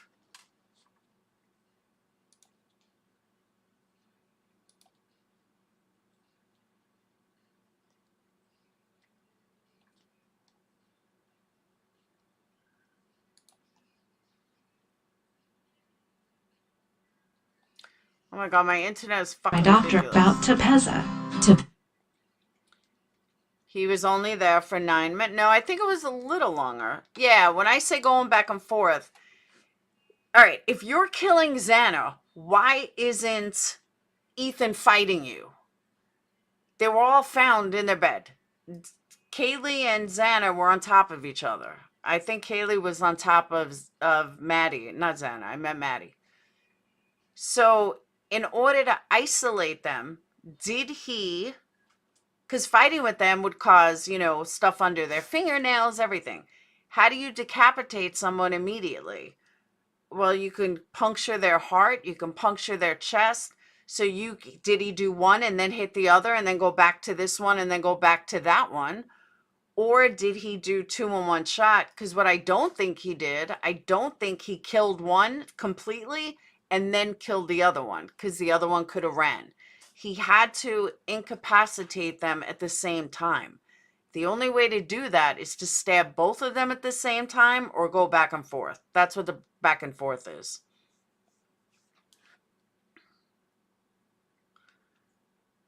How did he not track blood? I agree with that too. Someone there left with him to get rid of evidence and then he dropped. Nah, I don't agree with that. I absolutely, everyone thinks he left the sheath on purpose. I don't think so. A lung stab, he can't scream, he sort of wheeze. Which means he would have gone back and forth. He would have hit one, then hit the other one, and then killed one and killed the other one. The other one meaning in the same room.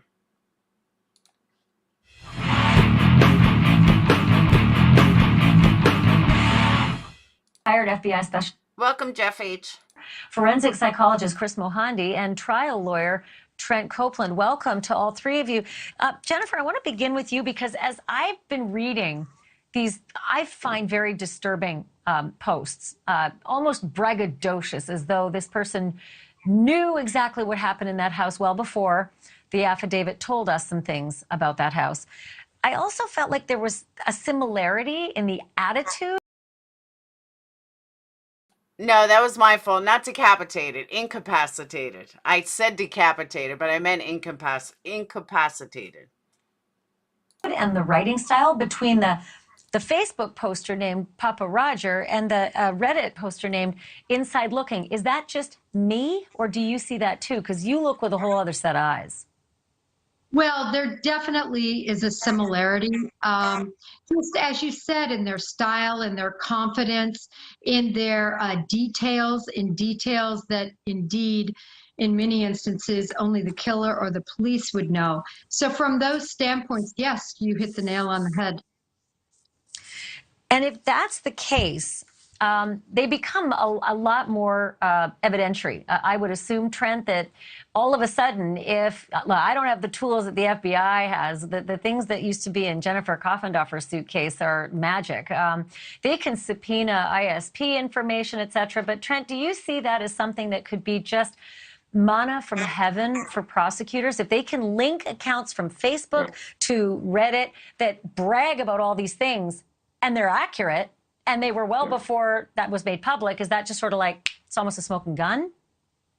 I think it is. And look, here's what's important. Not just that it was braggadocio, not just that it was, he had a keen interest in the case, but if it can be established that from the timing and the sequence that he knew things and he was, publishing things on Reddit as these various people that he claimed to be in these chat rooms, if that can be established, Ashley, that he knew these things before police knew them, before they were publicly available, then those things are huge from an evidentiary standpoint.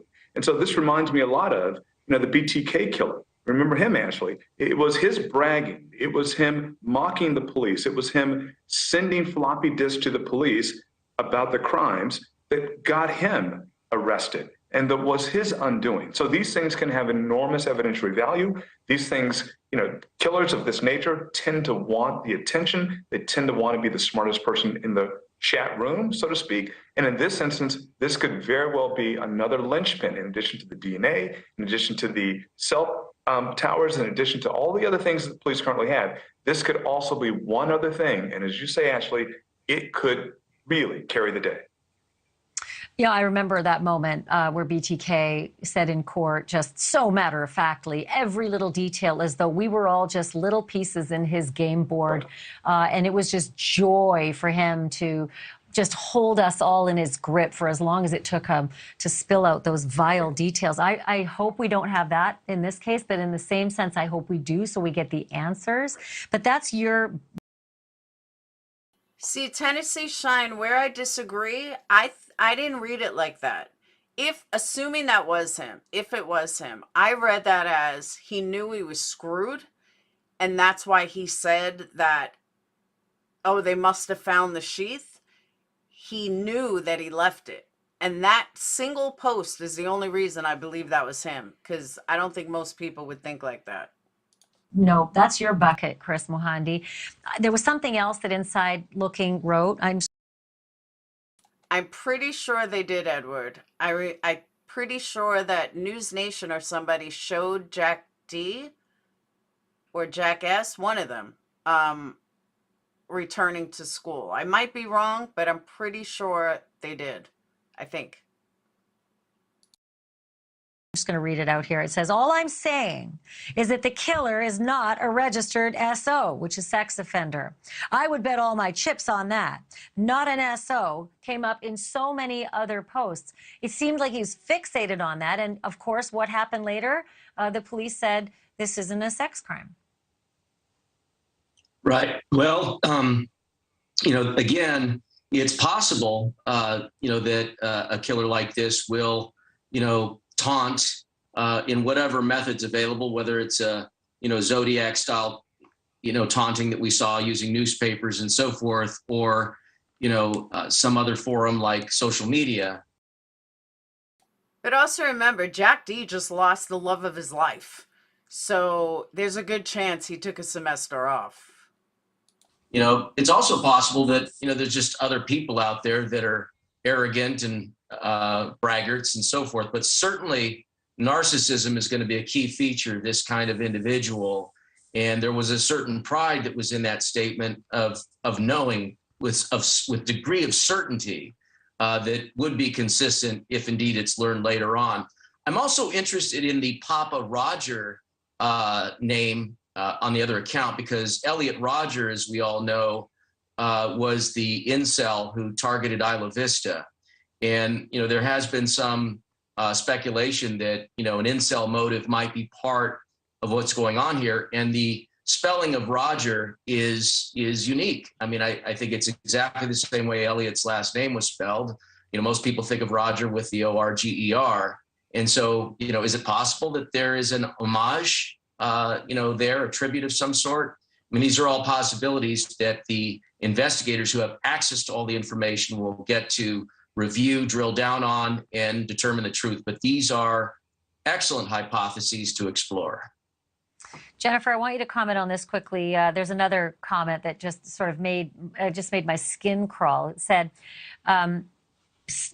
sometimes killers are just satisfied by the number of people they killed, in terms of why would a witness be left behind? With your FBI eyes, what does that say to you? Well, it says to you this was says to me this is very purposeful, that he took joy in this, and that he killed the individuals that he particularly targeted. Okay, guys, you're going to think I'm crazy. Some of you will, some of you won't. That comment right there, to me, goes back to numbers. He specifically knew he was only going to kill 4 people. There is a reason he only killed 4 people. Numbers, exactly, no way. That post, if this is him, that post says it all. He specifically knew he was going to kill 4. End of story. And wanted to see dead. Trent Copeland, is that the kind of comment that you would love to be able to read in front of a jury if you're a prosecutor? There's no question I'd love to read it. And remember, Ashley, that, motive does not have to be proven in a criminal murder case. Jurors like to have it because it helps to tie up and gives context to the murders themselves, but it doesn't have to be the case. And so when people talk about whether or not there's murder in this case, for example, I happen to think there may be. And I think the motive in this case may be just, it was obsessive, compulsive, that he understood who these people were. He knew where they lived. He drove by their home, we know, apparently, at least a dozen times. And motive can be as simple as an obsession with victims. And that may be very well what we have here. Trent Copeland, Jennifer Coffendorfer, thank you both. Chris Mahandi, I'm going to ask you to stay after the break, because when we come back, we're going to share a few more of these posts that are believed to be written by Bryan Kohberger, this time, however, from more than a decade before the murders. He shares fear that he might one day spiral out of control, this writer. And How many days in a row is she going to go through this? She's been through this like 4 times already. Crosshatch, you have to watch my previous lives. I've been going through it since November, 14th? All right. So, Southern Gal, where did you send that to me?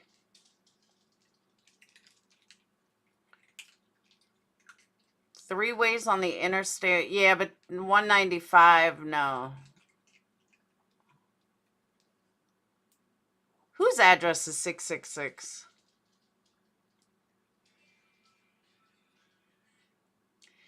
Exactly, Larry. Kaylee was only there for the weekend. Ethan didn't live there. But there were still 4 people in that house. He very well went there to kill 4 people. Because if you take out Ethan and you take out Kaylee, you still have 4 people. He specifically went there to kill 4 people. Bethany and Dylan are alive because Ethan and Kaylee were there taking their place. He knew specifically 4 people.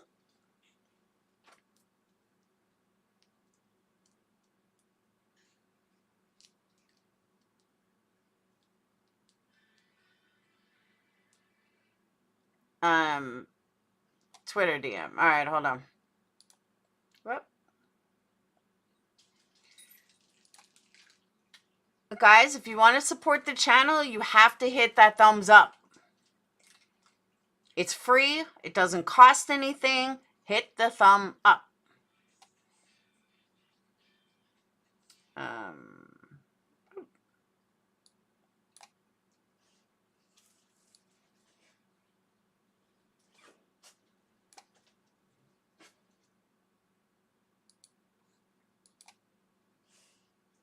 Uh-oh.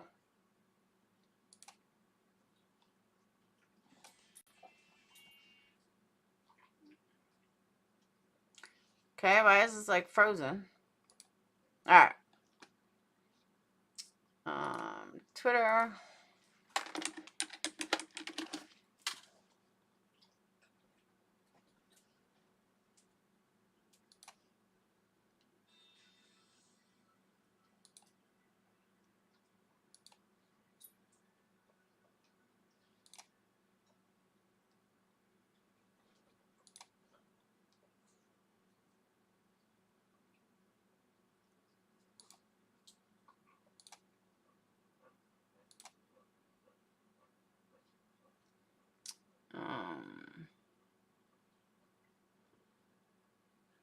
Okay.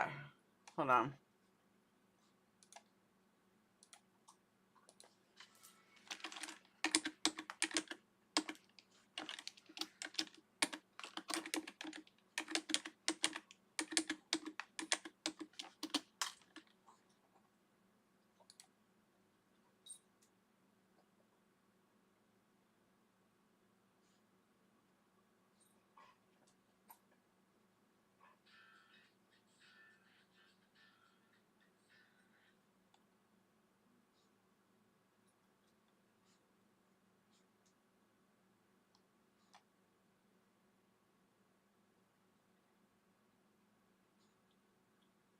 Ron Jeremy is unfit to stand trial? I'm on this guy's TikTok. That's where it came from.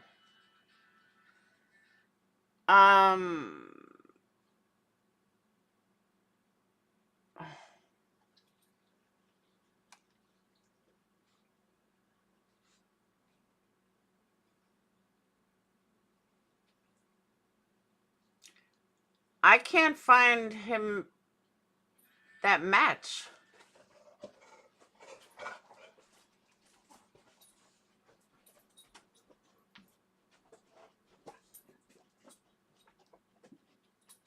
I'm on his TikTok. I can't find the match.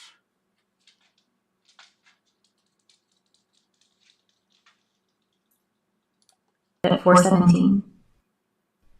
We've learned that Xana was found on the floor.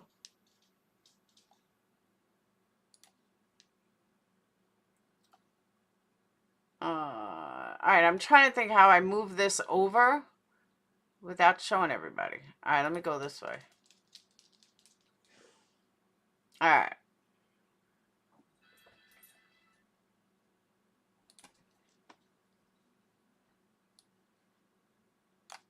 Yep. We've learned Dylan was sleeping here on. All right, bear with me.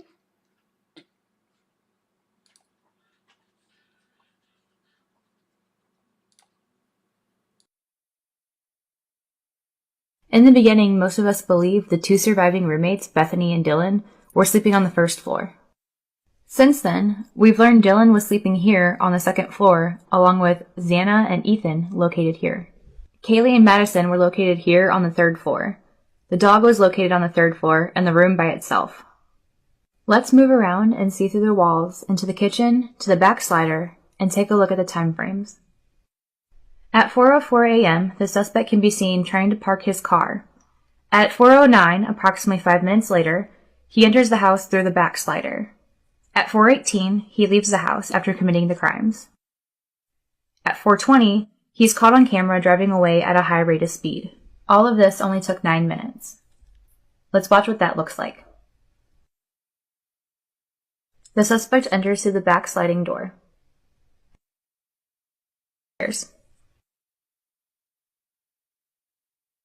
The first bedroom he stops at and opens the door, he sees no one there. He continues to the next bedroom. Here we know what happens. Downstairs, Dylan is sleeping. The noise from upstairs wakes her up. She thinks it's Kaylee playing with her dog. She gets up and goes to the door and looks out. She sees nothing there. The suspect then continues down the stairs about 3 minutes later.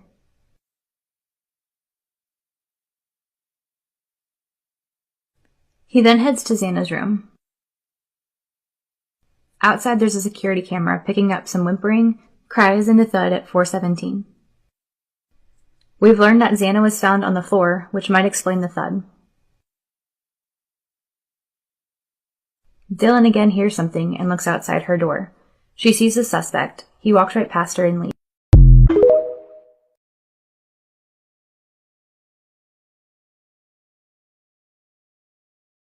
Okay, one thing I will say is that allegedly is from Justin on TikTok, but that's not Justin on TikTok. So I don't know what that is. But all that sounds good and well. But I'm not really understanding. Hey, Red Lotus. The police, the affidavit said Xana was found on the floor. A lot of the audio captured hasn't been released to public. There's a lot being said. Waiting on that. That's another thing. Where did she find out that he was caught on camera parking? I don't remember seeing that. But maybe I missed something. Justin took her from the original creator and didn't give her... Oh, this is the original creator. Aha. Okay. That makes sense. But right though, like, there was no proof. Gray confirmed what as well? That the camera? Where did they find this out though? The ring cam from a neighbor behind the house shows him parking? I know they have him exiting. That I know. But I don't remember them ever saying that they have a camera of him parking. Oh, the camera did catch him at 4:04. It was improbable. I know they have him leaving.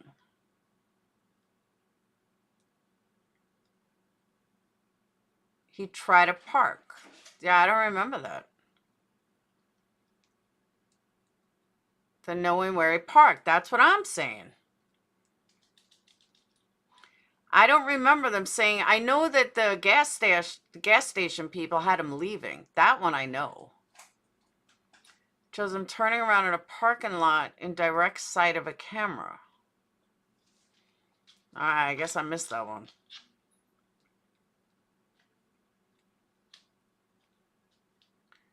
Third a car, I'm driving around, backing up, pulling forward, failing at parking.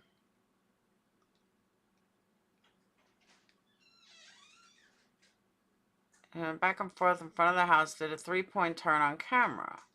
At the end or before?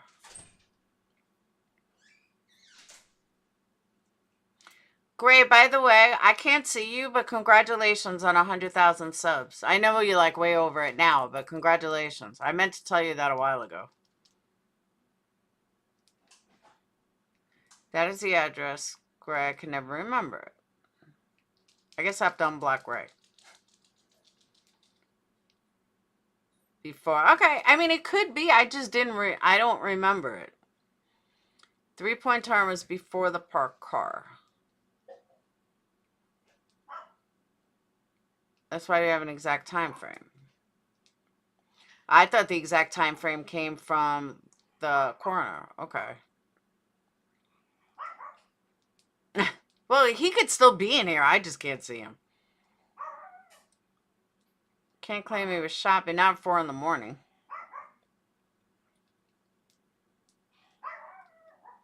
Is that... I have a question, though. Is that Gray's 3D visual? Because he's the only one I knew that did a 3D visual.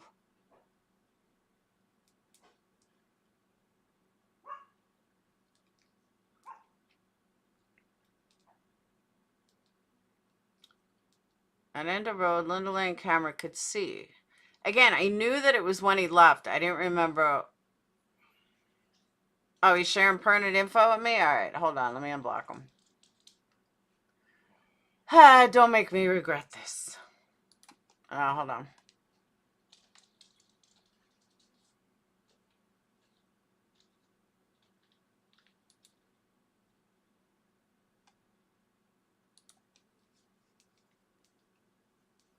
Oh, you know what? No, hold on. I'm looking in the wrong place.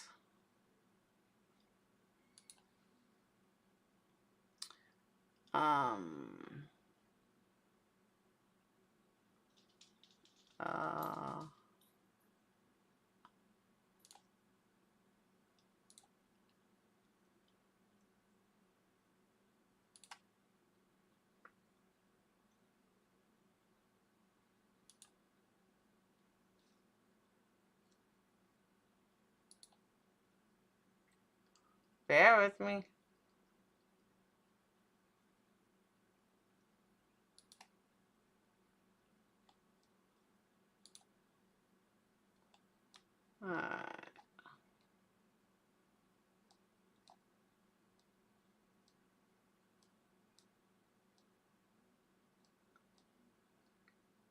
Gray.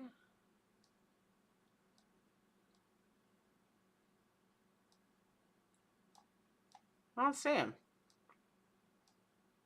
Oh, there he is. All right. Gray's unblocked.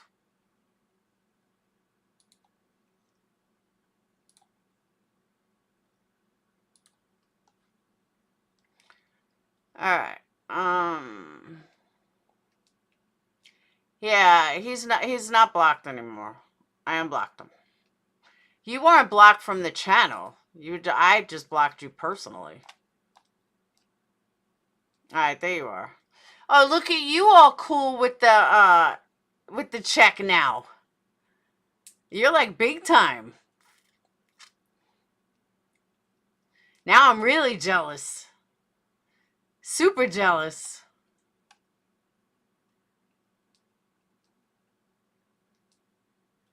The cameras at 1, 1, and 2 that filmed him.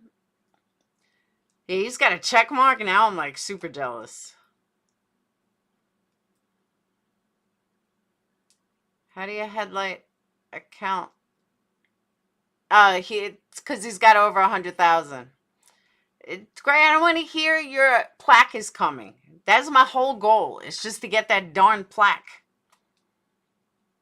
I said I'll stay on YouTube till I'm 90. I want that plaque. That is what I want.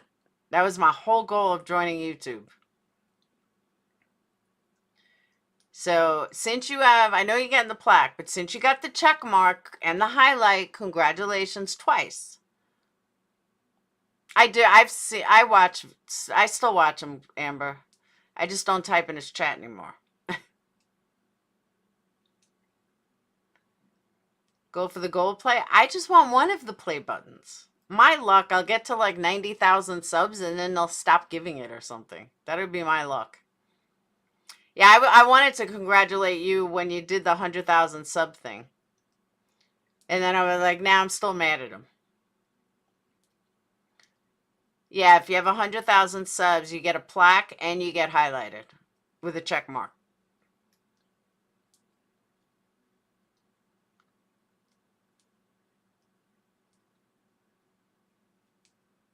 So I'd be happy with a bronze button. I just want the damn plaque. Oh, that truck, that white truck? See me that gray box around his neck. Yeah, that means that he has 100,000 subs and he's verified by YouTube. So now anyone knows that it's truly him. He made it big time. Oh, do you really? You have to apply for it? I thought you automatically got it. So what do I think of the TikTok? I don't know what I was supposed to be looking for because it follows the pattern of what I said, that he went upstairs first and then came down, killed them, and walked out. So it basically just confirms what I thought. I didn't learn anything from it. Yeah, the YouTube play button, but it's on a plaque. It's really nice.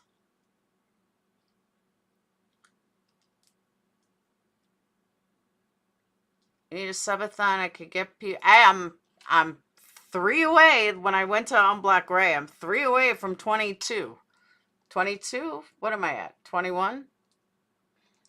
I was like, finally, I'm going upwards.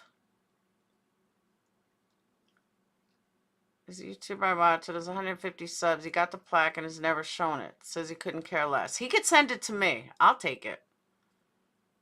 He didn't Xana first and then went upstairs, heard Xana make the sound and then finished her off. No, because he left right after. That's why I don't believe she was first. Because he left right after that. So I think he went upstairs and Dylan saw the way he was coming. So that's why I think he did upstairs first. Like the way I think it followed exactly what that thing went. I don't know if he did it in exactly 9 minutes. And again, I don't know how you do it in 9 minutes. I don't know how you kill 2 people like that, 4 people that fast in 9 minutes. But again, that's why he was so sloppy, because he did it that quickly. Heard most to get 100,000 takes 8 to 12 months to. No. Chris McDouche, he had his button real quick.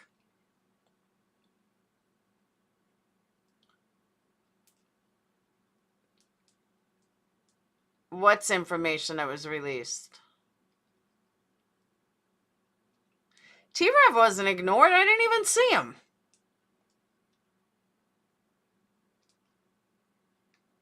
I told T-Rev to come on panel. He disappeared. You could buy the 100,000 plaque on eBay if you really want one. Yeah, Chris McDouche.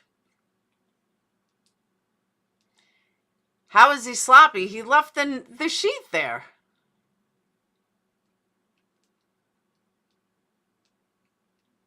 So he realized he wasn't dead and made sure she was dead. I don't know. My only other theory was that if he went upstairs and then came, if he went upstairs, if he killed the two of them first, went upstairs, killed them, didn't know what happened to the sheath, and went back into her room to see if the sheath was there. That was my only other theory. Xana was bringing up DoorDash. She sees a killer heading upstairs and says someone is here. Then he came down and, oh, that's a good thought. Now that's a good thought. I did not think of that. I don't even see T-Rev.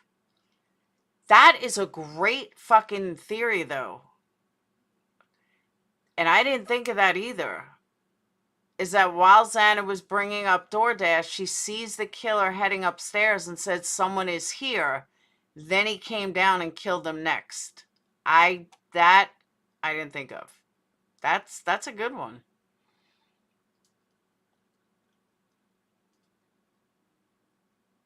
Xana was getting food out the DoorDash in the kitchen when he came in. Yeah, but remember, Dylan said she heard somebody say, someone's here. She said she thought it was Kaylee, but it was behind a door, so you don't know. Why the sheath on Marity's bed? Very easily. He dropped it. He was in a rush. He did everything so fast. Which I don't, that's another thing that I don't understand either, is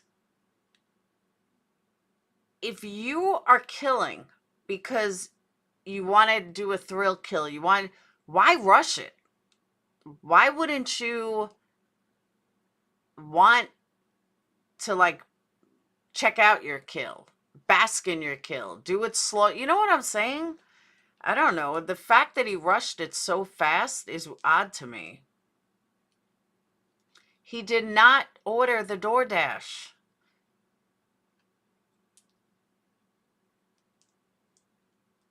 Too much sound was made, so he had to bail quickly. True. I'm telling you guys, I don't think he left the sheath on purpose. Nobody leaves evidence like that on purpose.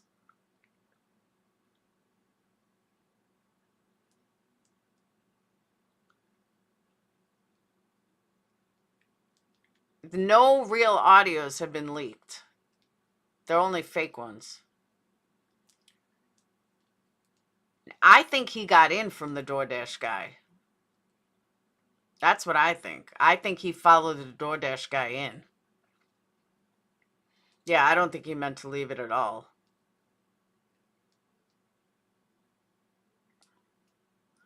I mean, that would be pretty dumb. He knew the layout of the house, but I don't think he knew whose room was who. Willow, I think one of the reasons he went back was for that reason. They think Xana because she used TikTok at 4:12 and was awake, and they seem to think Maddie and Kaylee were sleeping. I don't know. What's with people just made? Oh, Olivia, that's everywhere. That's absolutely everywhere. That's why I keep doing these streams. Phenomenon with this type of crime that gives them a rush and they lose a grip and get big rush. So maybe one of them open the back door for a smoke.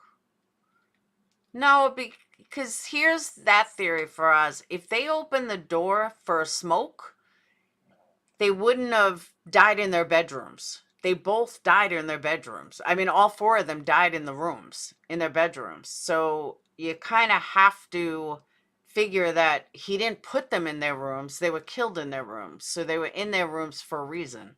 But Gray's right. He could have heard her when he went up the stairs. He could have heard her say, someone's here. And then he came back down and killed him. It's absolutely logical. No, they haven't said anything about the shoe print. Humble pie, I don't believe that. At first I did. At first I said that 2 weeks ago, that I bet he called in the DoorDash. But I am almost positive that that was eliminated when they said a forensic analyst went through a phone and they knew that it was Xana that called in DoorDash. Like that theory I had 2-3 weeks ago. And I'm pretty sure that it was debunked. Because that was one of my first theories, that he called in DoorDash. And he brought it to them. And that's how he got in the house. That was his way in. I think he followed them in. Maybe when she opened the door. Xana's saying someone is here when the DoorDash guy showed up. Oh, maybe. That's true too. That's very true too. When she said someone is here, it could have been the DoorDash guy. She's right about that. He's right about that.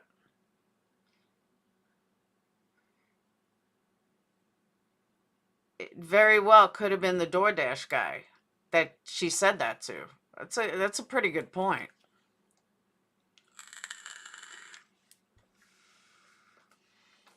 Brian being in a lineup and identified? No. She already had her DoorDash at 4 a.m. He's still in his car until 4:04. Yeah, that's true too. Why are the bar stools blocking the sliding door in the kitchen? I have no idea.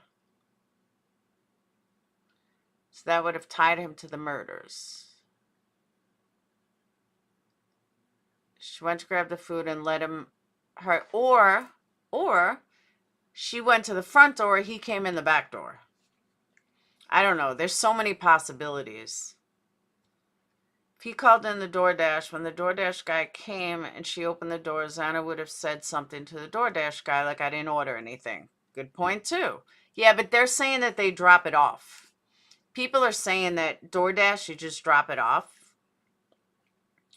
They came out and said Ellie confirmed that DoorDash was delivered and cleared the guy. But another theory is that BK ordered it and paid on a card with a burner phone. Yeah, but then how would they know that it was for Xana? I am almost positive that they said forensic analysis or forensic whatever said that it came from Xana's phone or Xana's app.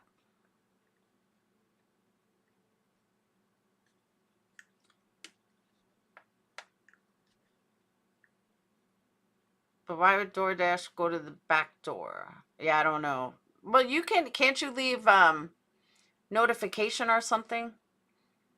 Came from Xana's phone. Forensic all right, Janelle, where is that proof though? Like that's what I haven't been able to find. The proof of that. The info was in the PCA. Okay, that's what I was told.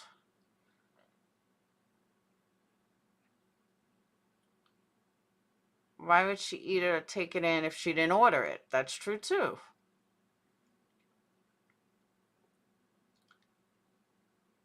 No, Tennessee, they didn't say she was live on TikTok, that she was watching TikTok.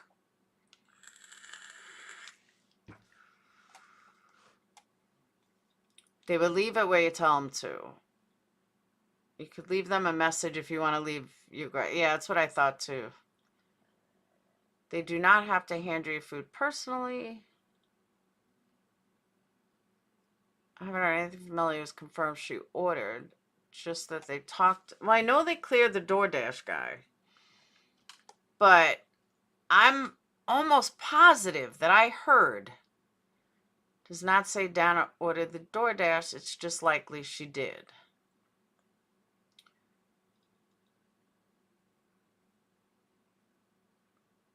This TikTok back was, I don't know. Then why do I keep saying that why do I keep thinking a forensic person went through a phone and that it came from her app?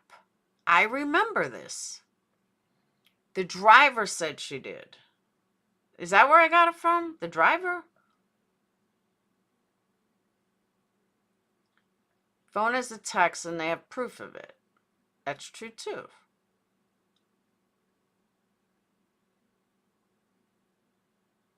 Yeah, did the driver talk to her? She ordered it herself. The way Brian botched all this up, I don't think he was that smart. Check Discord. All right, hold on. The driver said Xana ordered it? Yeah, the affidavit said she received a DoorDash order. See, I don't know. I feel like I don't like change my mind that quickly. And like I said, that was my original thought, that he ordered the DoorDash. I said that a couple of weeks ago. But then I remember hearing or seeing with my own eyes that the forensic people ordered from, they knew it was Xana. So then I was like, all right, my theory's out the window. And now people are coming back with that theory.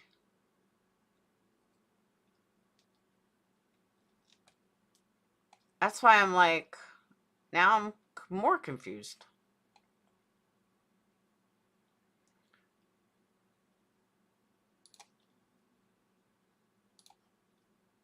Is Maddie really decapitated? No, we don't know. None of us know.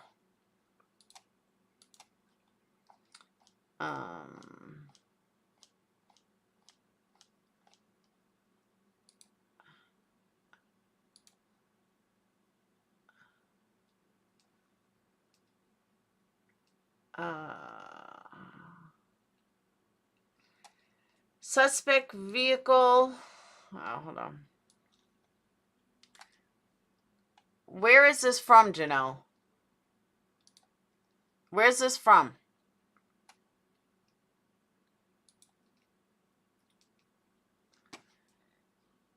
One can be seen entering a fourth time.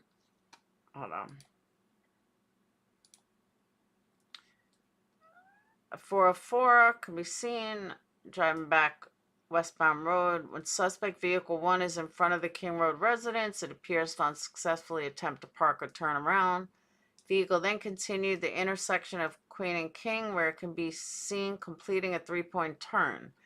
All right, so he didn't get in through the... He didn't get in through after the DoorDash guy then.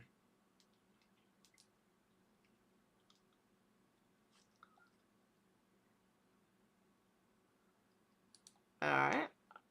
Let me look at the other one. Yep.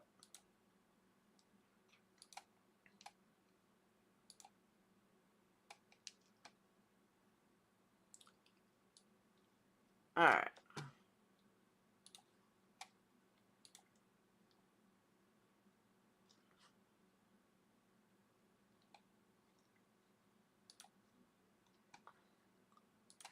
Guys, if you like me, make sure you hit that thumb up.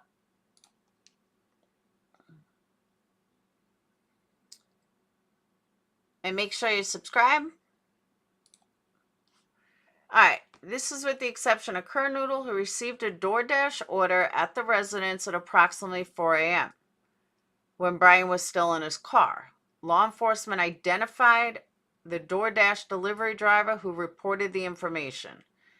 DM stated she originally went to sleep in a bedroom on the south side of the second floor. DM stated she woke at approximately 4 a.m. by what she sounded like Consalvis playing with her dog in the upstairs bedrooms, which were on the third floor. Short time later, DM said she heard who she thought was Consalvis say something to the effect of "there's someone here."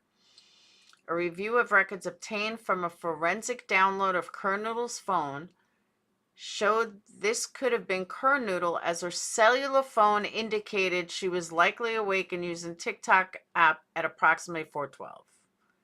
So it doesn't say about the order.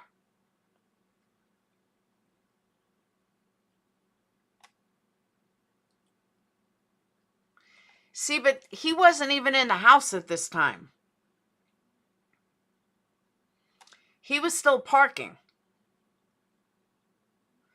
We don't know if Brian was still in his car because we only have approximately 4 for DoorDash, which could be around the same time. True. Well, yeah, they confirmed the order.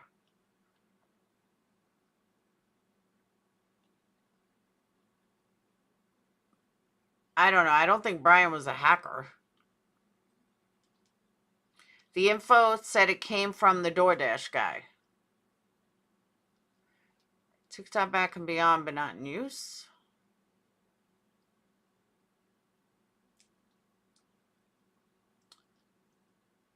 Kaylee was dead, so she could.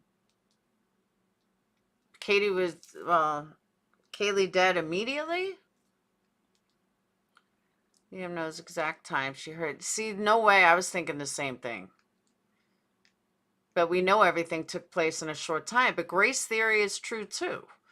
Or what somebody else said, that it could be the 4 a.m. If she woke up at around 4, it could be that was Xana saying someone's here.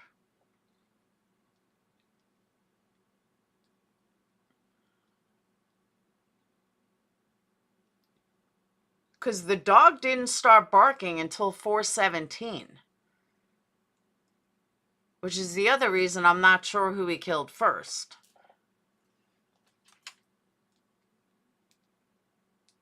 Because why wasn't the dog barking previous to that? Why was the dog only barking towards the end when he was leaving? Which could also make sense. He killed upstairs last. No, I can't, Danny. Yeah, no, when Xana received the DoorDash order. I kind of believe that too. If the timing is off. But Humble Pie, I literally said that like 2 weeks ago. But then I thought it was like eliminated. I really did. I thought I was proven wrong.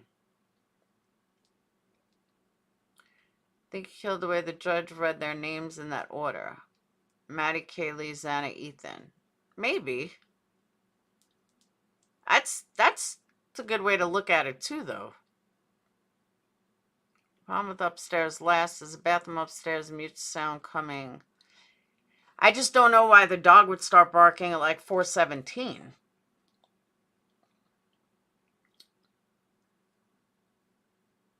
But I just assumed, based on, I based this on going upstairs, that the way he left would mean that he went upstairs first, killed them, came downstairs, killed the other two, and then walked out. That to me made the most logical sense.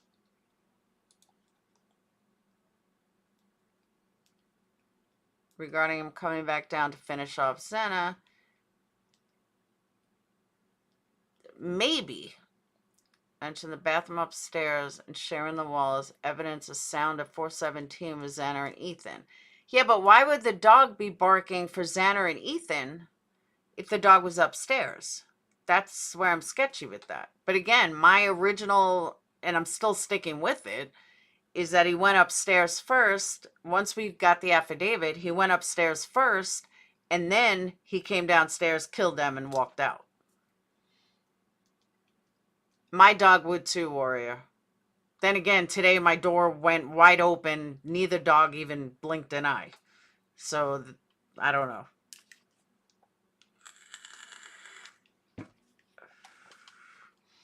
Well, because it's Kaylee's dog. My dog would never stand for being in a room, period. Like leaving him alone in a room, my dog would not have that.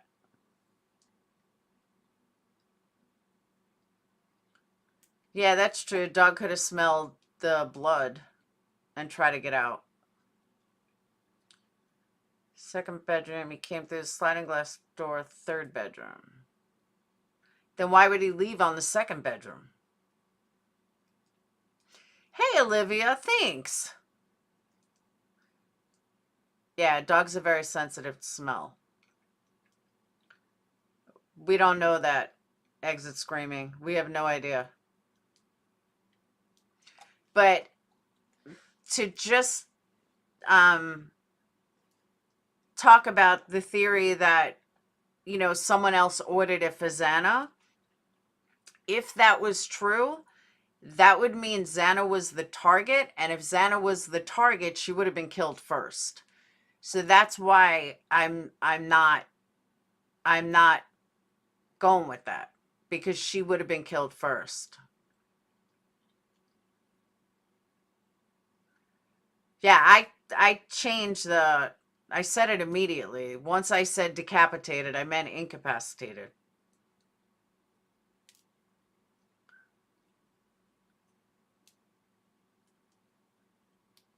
I think Maddie was the target. I still say Xana and Ethan were possibly, or Xana was possibly a target.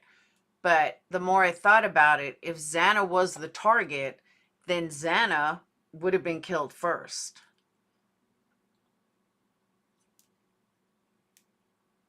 Could have been a struggle starting in the kitchen. Humble pie, like I said, that was my original thought, but then it just didn't make sense.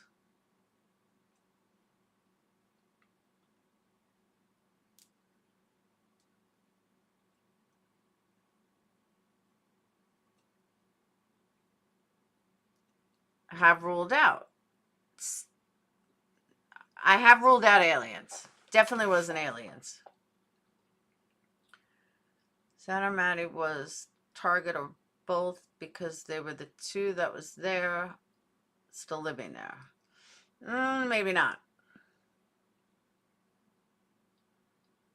Creator asked people to stop saying it was the murders.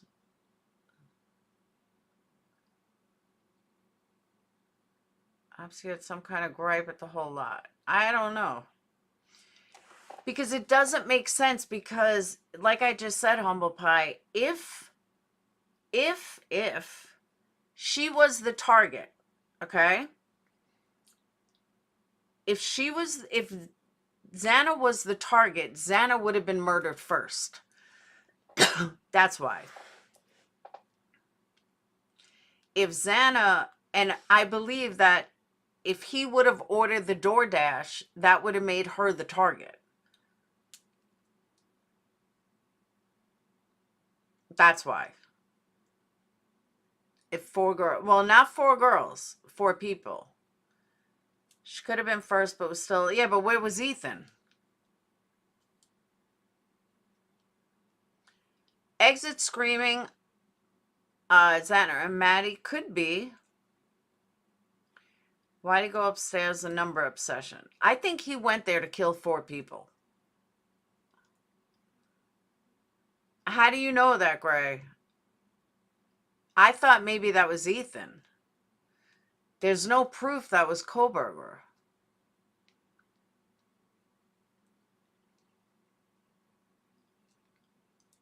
Xana was whimpering over Ethan. And Ethan... So then, okay. So then Xana wasn't killed first if she was whimpering over Ethan, or Ethan was still alive.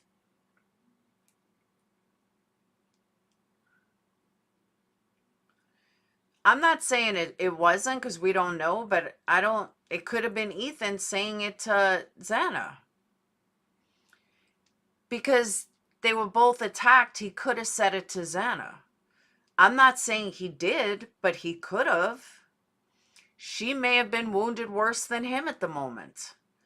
Or maybe when they were going back and forth. Like, we don't know how they were each killed.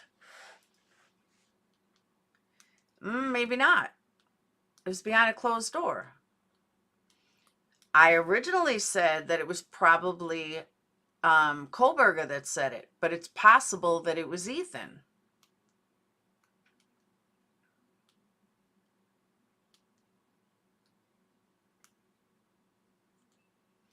Humble pie, because we have no definitives. A lot of people have theories that make perfect sense. That's why. But I promised you guys an open panel. So instead of me arguing with you in chat, hold on.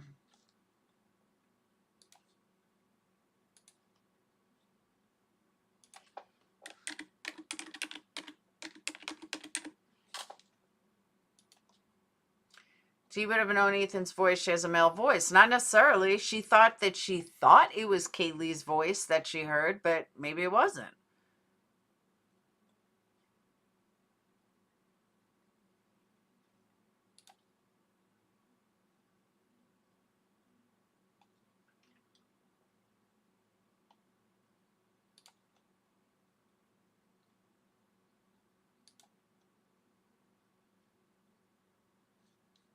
All right. So I did promise an open panel, and I haven't lived up to that.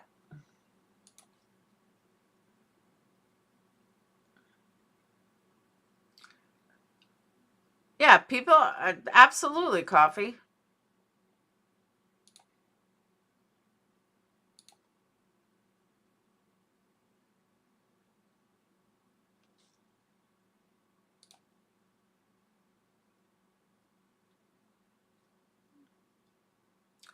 Forensic footprints will likely make a decent theory. That's another thing. How did he get out of the house with no fingerprints? I mean, with no footprints. With no obvious footprints, I should say. How does that happen? How do you leave a bloody crime scene and not have a footprint that you can see with the naked eye? Did he change his clothes on site?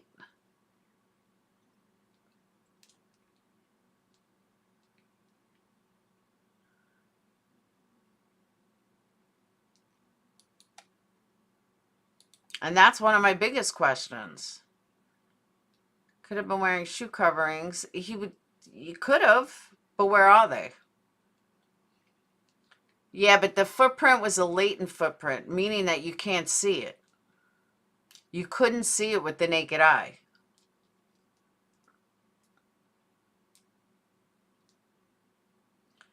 Be more of a threat. Wouldn't he be killed first? Doesn't mean that he was dead already, and he could have said, I will help you. I'm not saying he did. I'm saying that he could have. No, what they're saying about shoe coverings is if he wore shoe coverings, he probably took them off in the room, or as soon as he stepped out of the room, took them off and then walked right out with no shoe prints. There were no obvious shoe prints.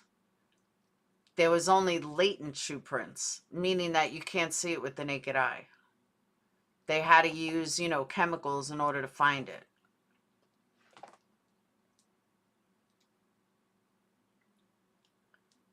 I think it would depend if she heard, I'm going to help you in a calm voice. And she said calm.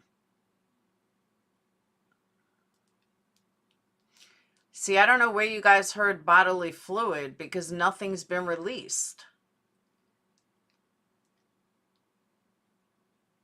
Also could have worn a full bodysuit.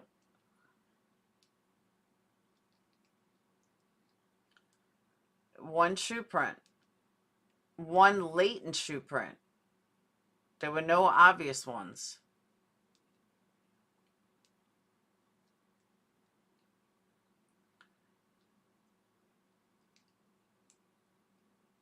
But, I mean, they're college kids. I'm sure most people wear Vans. Where the blood dropped on a shoe, did they recover the shoe? No. They haven't found anything as far as we know. Doesn't mean they haven't, but we haven't found anything. No, Janessa, you're fine.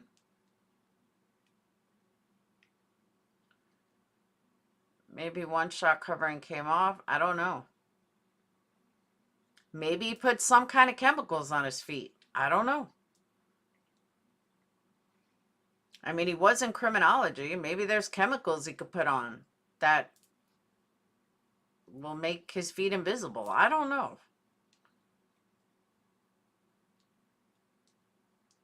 So they found lots of shoe coverings and body coverings. Good night, Warrior Woman. Since nobody's coming up, I'm going to get off in a few minutes anyway. I'm tired. Because he was not working alone. I think he was, though. Lane footprint is body fluid. I'm just saying you can't see it with the naked eye.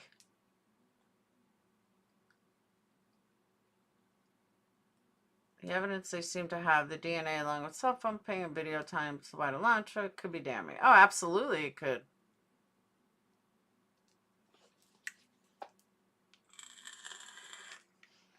See, you can't use words like that, Janelle. You can't say definitely. We don't have all the evidence yet. Those words get people in trouble. You can't say definitively. We don't know. DM lawyer it up. So, did they give for what? Time does fly, Scooby, right?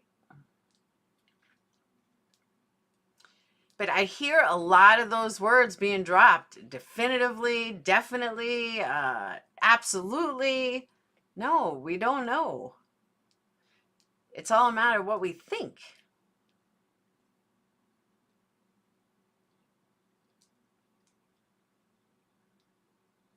Streamline's link is chat.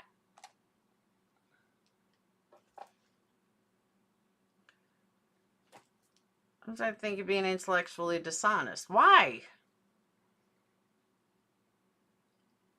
Something that keeps the blood from sticking. That's what I was thinking. Is there something that does that? Is there a chemical out there that like can stop the blood? Or, you know, I don't know. It's just something I just thought of. I don't know if it even exists. I don't know that much about DNA. I mean, not DNA. It's so much that much about blood. There is so much we don't know. I agree. Let me see if I can look it up.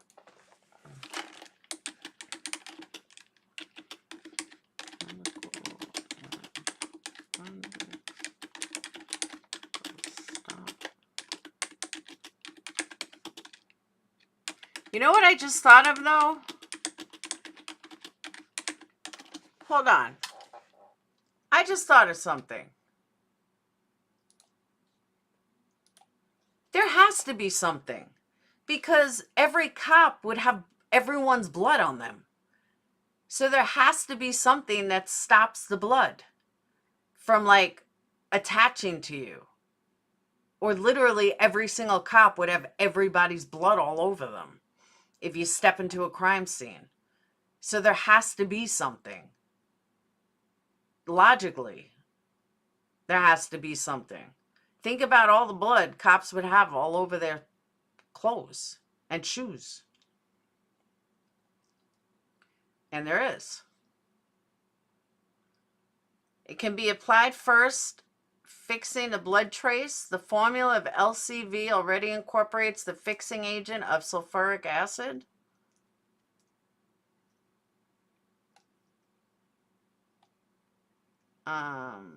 Leucocrystal violet. Now this is to detect. Hold on.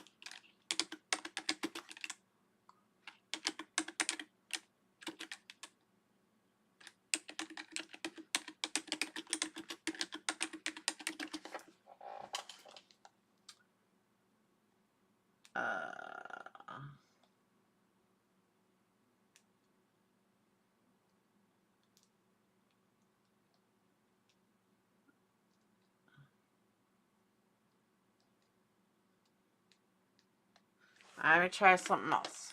Hold on.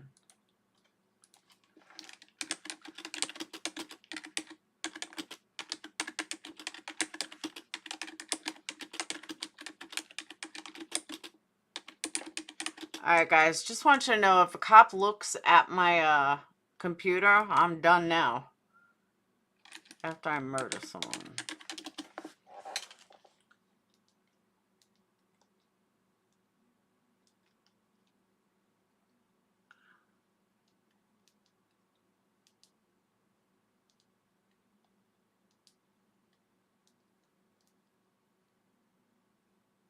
I can't find anything. I've tried a bunch of different searches. I can't find anything.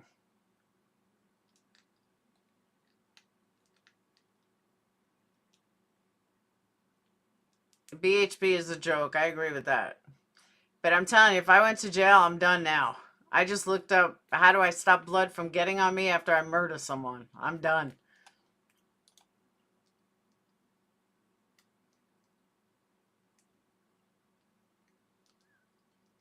You all be witnesses. Exactly. Yeah, but footy covers, I agree with you. But they would have left a footprint somewhere in the room, I would think.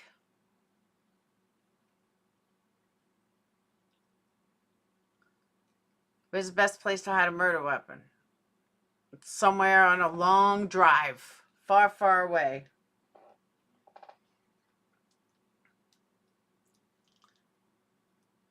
They don't need your computer to find out. I know you throw away footy covers, but that's a lot of blood.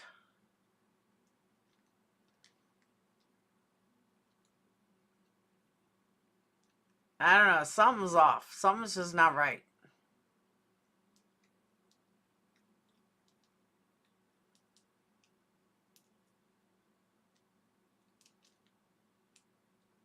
Where would you hide the knife? I don't know where I'd put it. I wouldn't put it in the woods. Maybe, I don't know. Because woods you can find. In his best bet, he dropped it off somewhere between the crime scene and Pennsylvania, stopped at a gas station, dropped it off in a gas station, and boom. Took it to a junkyard, they would have no idea where. Erase my history, I'm telling you. I don't see, Danny, I thought of that too. Can you burn it? Hey, Nan, can you burn a knife? I don't know if you can. Burning the clothes. Definitely burn all the clothes. That would work. Make all your weapons out of ice. That's a good one. Any random dumpster in a different state, exactly. And don't get off your path. You have to stay on the same path.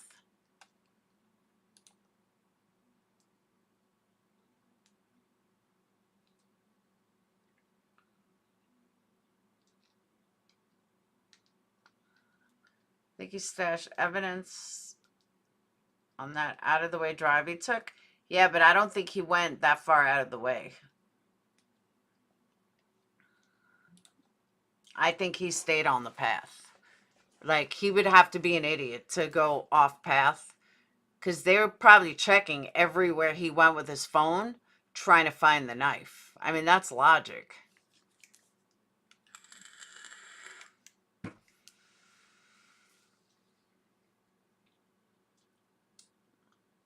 What's happening in chat?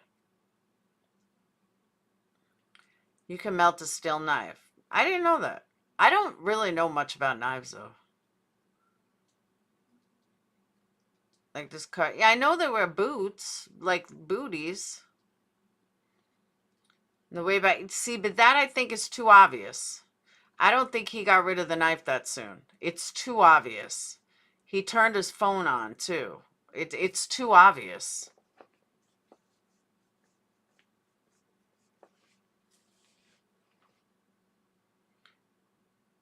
It would be much smarter to maybe hold on to the knife and then get rid of it.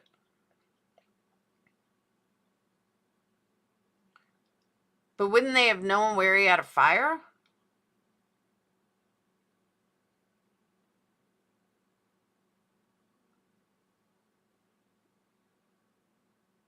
Oh, I don't believe that, Humble Pie. I don't think Ellie has it all. I mean, they might, but...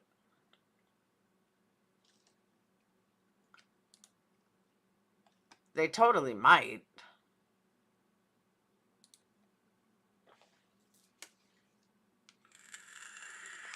I think he got rid of all his clothes. I honestly don't think he has any clothes left.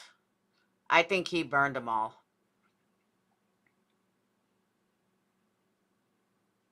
Or he got rid of them together.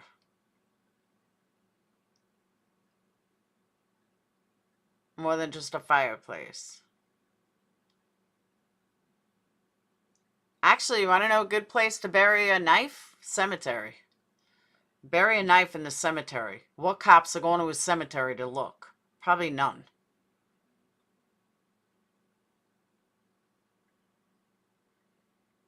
Go to a cemetery in the middle of the night, bury the knife. Nobody's looking for it. Or even throw the knife in a grave that's about to be dumped. Stick it in there. Perfect place to hide a knife. Seriously. That's a great way to hide a knife or a gun or anything. Go to a cemetery where there's an open grave that someone's going to be buried the next day. It's already buried up. You know, bend down, stick the knife in the side of the wherever. They're going to throw the grass on. That knife will never be found. They need a warrant to dig in cemeteries, and you'd never find it.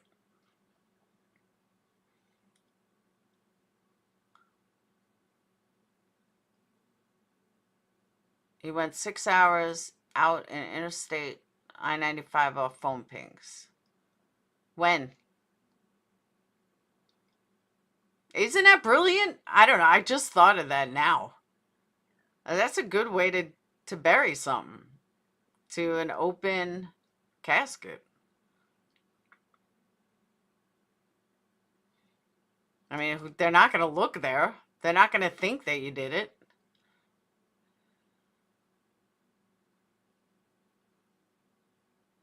And you know what made me think of it? Was my door opening today, and all of a sudden I got a cold chill. So I was thinking death and ghosts, and that's what made me think of it.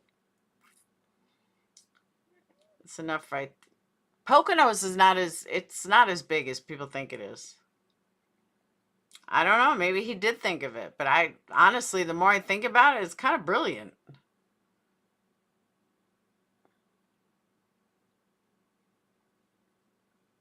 Construction site. Yeah, but a construction site, the difference with a construction site, yeah, they'll be pouring cement. However, it's not as they may like change their mind or move it. If there's an open grave, you know someone's being buried there tomorrow. So you just stick it in the dirt somewhere or pound it all the way down or something. A dirt and casket are going to go on top of it immediately.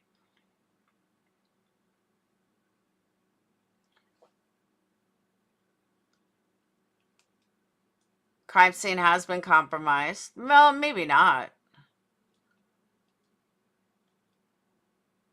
Can't give exact source. I'm not going to dig it up. 2 individuals won't let anything go. It's a drag. Could be in a river, but things in a river usually come up one day. Hope that's buried there haunts him the rest of his life. But I don't know. It just made me think of it. How could you burn an apartment? Well, you could have gone somewhere else to burn it. You don't have to necessarily be in your house to burn it.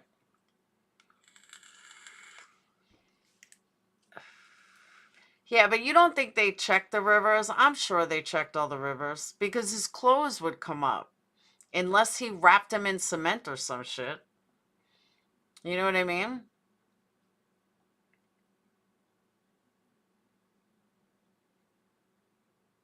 That's why I think the clothes and the knife are together. And I think they would have definitely checked the rivers. That's true. Construction sites have security cameras.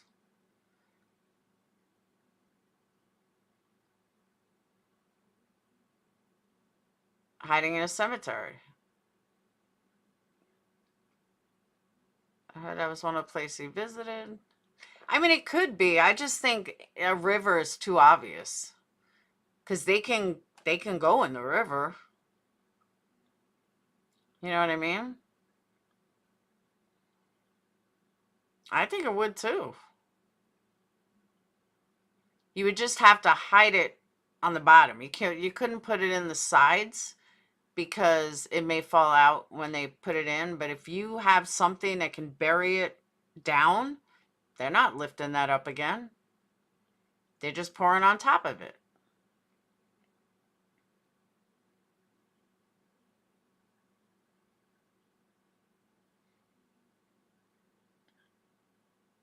River or lake is not a good option because they could go get to it. Most cemeteries have at least one grave where someone's going to get buried tomorrow.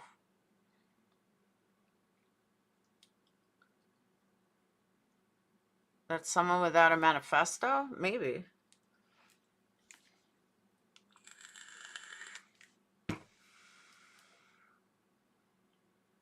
Being held accountable is aggression. I think it's wrong for people to state unsubstantiated things as fact in an ongoing murder investigation.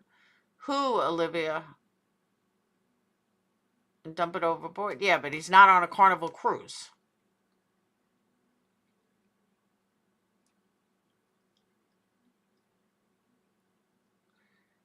I don't know if he does. He may not have a quote-unquote manifesto, but I don't know. It's too obvious. They could have it. Hey, Lead with Love. I know. I heard the rain has been unreal. I heard it's been bad.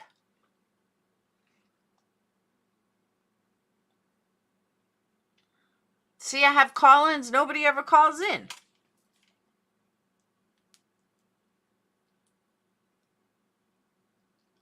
The whole running is garbage disposal. What do you mean?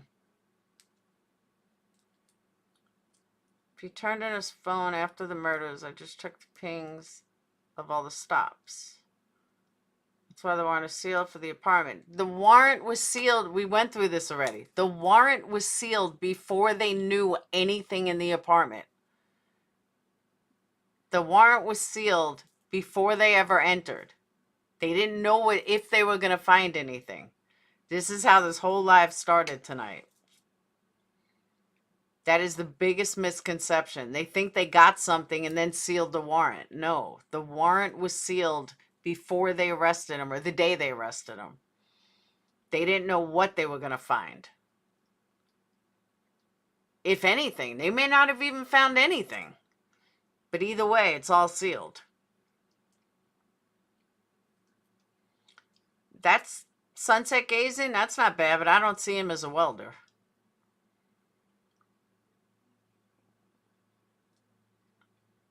Yeah, that's what I'm saying. You need welding equipment.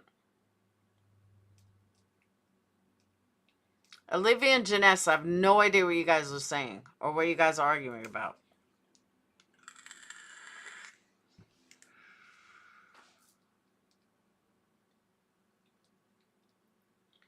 They only found what he allowed them to find. That's true too. But again, we don't know what he has. We have no idea what evidence they have.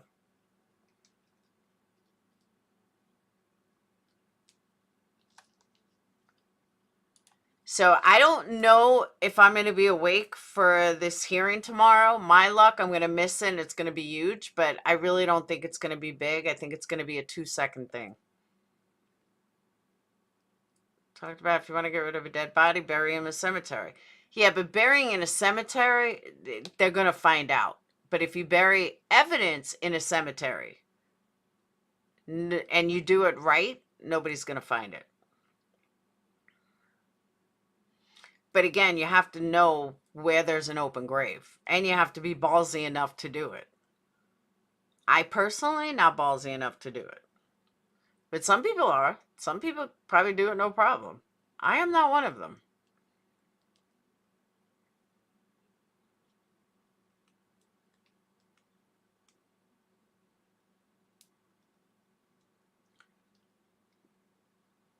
Cameras.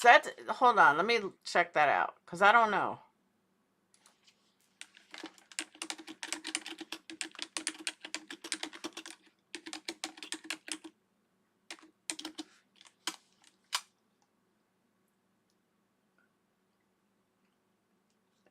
Due to vandalizing grave markers, some cemeteries have installed cameras.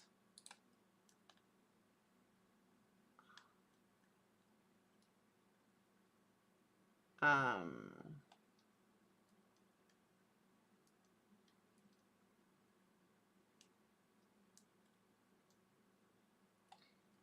it's nighttime. I mean, they're not exactly light.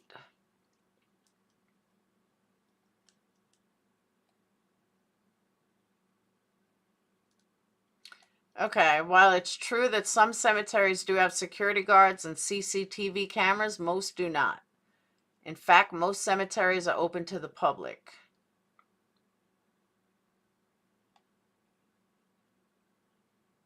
Grieving parents hide camera in cemetery. Cameras to catch cemetery crooks out to steal bronze vases. Okay.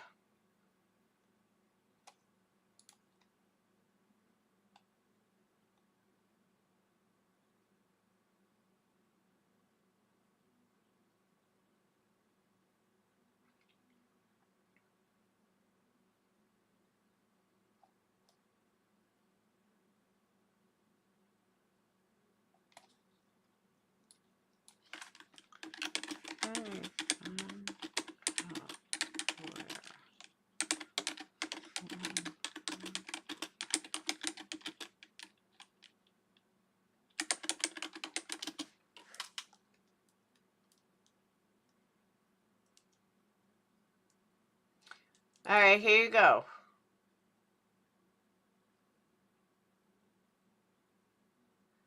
The VA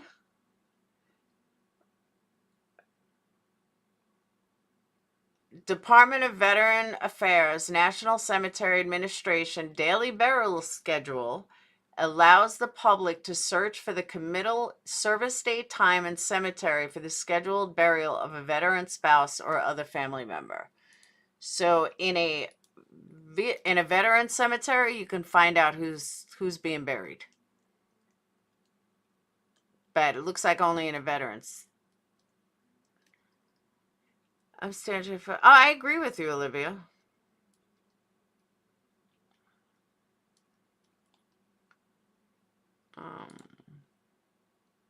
A disp? What do you mean a disp?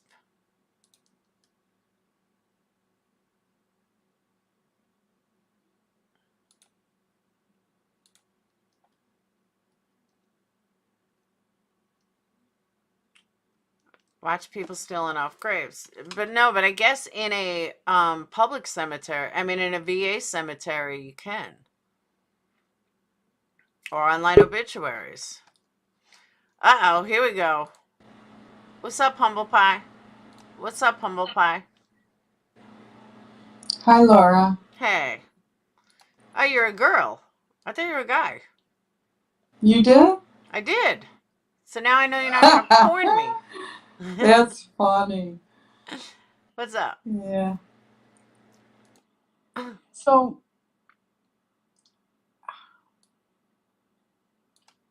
I just think that Brian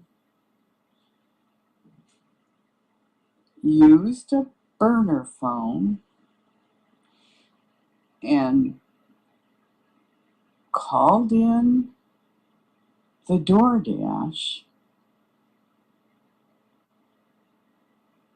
and he was sitting there, and he was sitting there and waiting for the DoorDash guy to deliver the DoorDash to Xana. And then, the the probable cause affidavit said she received the DoorDash. It doesn't say she called for the DoorDash or ordered the DoorDash. It says she received the DoorDash. Yeah, but they kept talking about forensic analyst from her phone. Okay, but you don't think that Brian, you don't think that DoorDash, had her phone? Okay, but That they could say, hey, Xana, DoorDash is at the door? okay, but don't you think that whoever paid for that DoorDash, they would have known if it was her credit card or not? That's why they know it was her, because it was her credit card that paid for it? Anyone can call in a DoorDash and have it delivered. Yeah, but you have to pay for it. As like a gift or something. But you have to pay for it. Right. So so Brian on his burner phone paid for it. But they would have known. Paid for the DoorDash. But they would have known. DoorDash delivered it to Xana. And Xana was notified that she had a DoorDash. And Xana probably said, I didn't order a DoorDash. No, but somebody ordered it for you. Hey, you got a DoorDash. Okay, hold on. In the affidavit, okay, they gave a lot of info in the affidavit.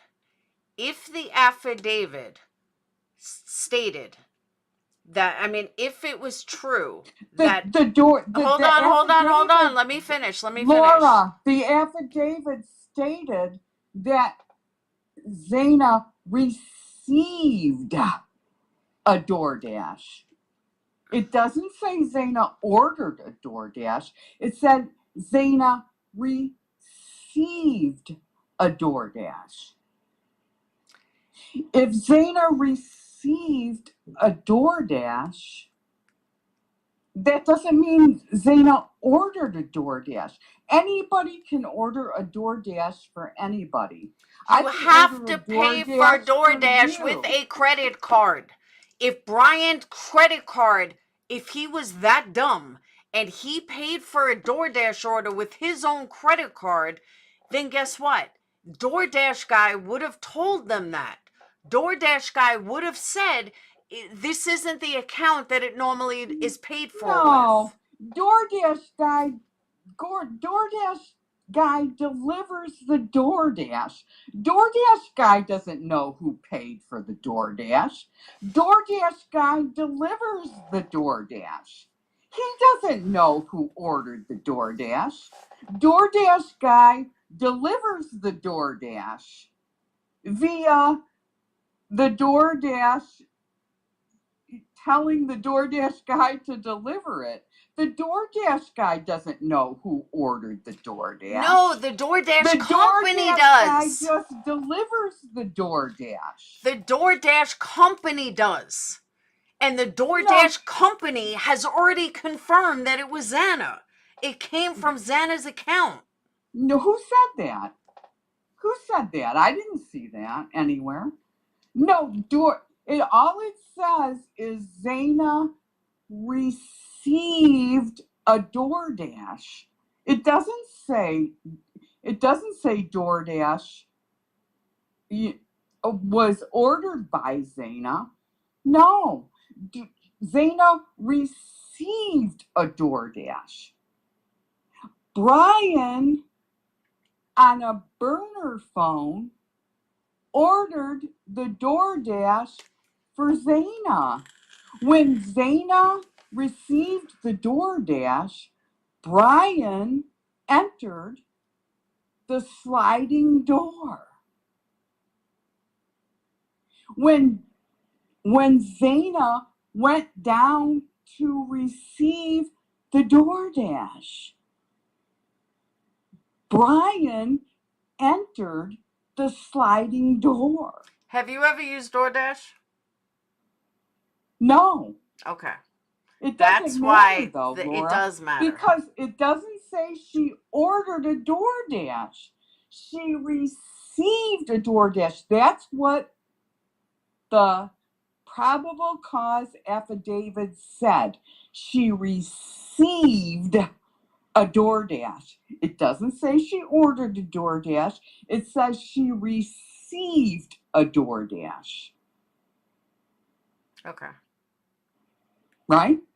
Okay. She I'm not going to argue received- this. She received a DoorDash. She received it. Okay. Anyone can order a DoorDash to anyone. I could order a DoorDash to you. Mm-hmm. Okay. She received the DoorDash. When she went down to receive the DoorDash, Brian entered the sliding glass door. Zaina received the DoorDash, went into the kitchen. It was a Jack in the Box. It shows it was a Jack in the Box. Who knows what she did with it? But you know, like you said, who eats in their bedroom? I eat in my bedroom all the time. Okay, so she received a DoorDash. He came in when she went down to receive the DoorDash. I believe Ethan was laying in the bed, probably maybe on the verge of sleeping. I don't know. I don't know that. That's just, speculation. Okay. So he entered when she went and received the DoorDash. He entered, went upstairs to Kaylee and Maddie. Dylan heard, obviously, she heard, action up there. Okay. Maddie and Kaylee were obviously under the influence, as we saw at the grub joint. Okay. So they were probably out. Okay. He annihilated them. Okay. Okay, but you Came do know when down. she was receiving the DoorDash, Brian was still in his car, right? No. Yes. According to the affidavit. Yeah. According to the affidavit, she received the DoorDash at 4:00. Yeah. And that was all he was still in his car at approximately. 4:04. That was all approximate times. There was nothing in stone. It was all that was when the approximate. DoorDash It guy. was all approximate. We have to use common sense here, Laura. No, you need to use common sense. Yeah, I do. I am using common sense. Totally using common sense. There is no. It's obvious.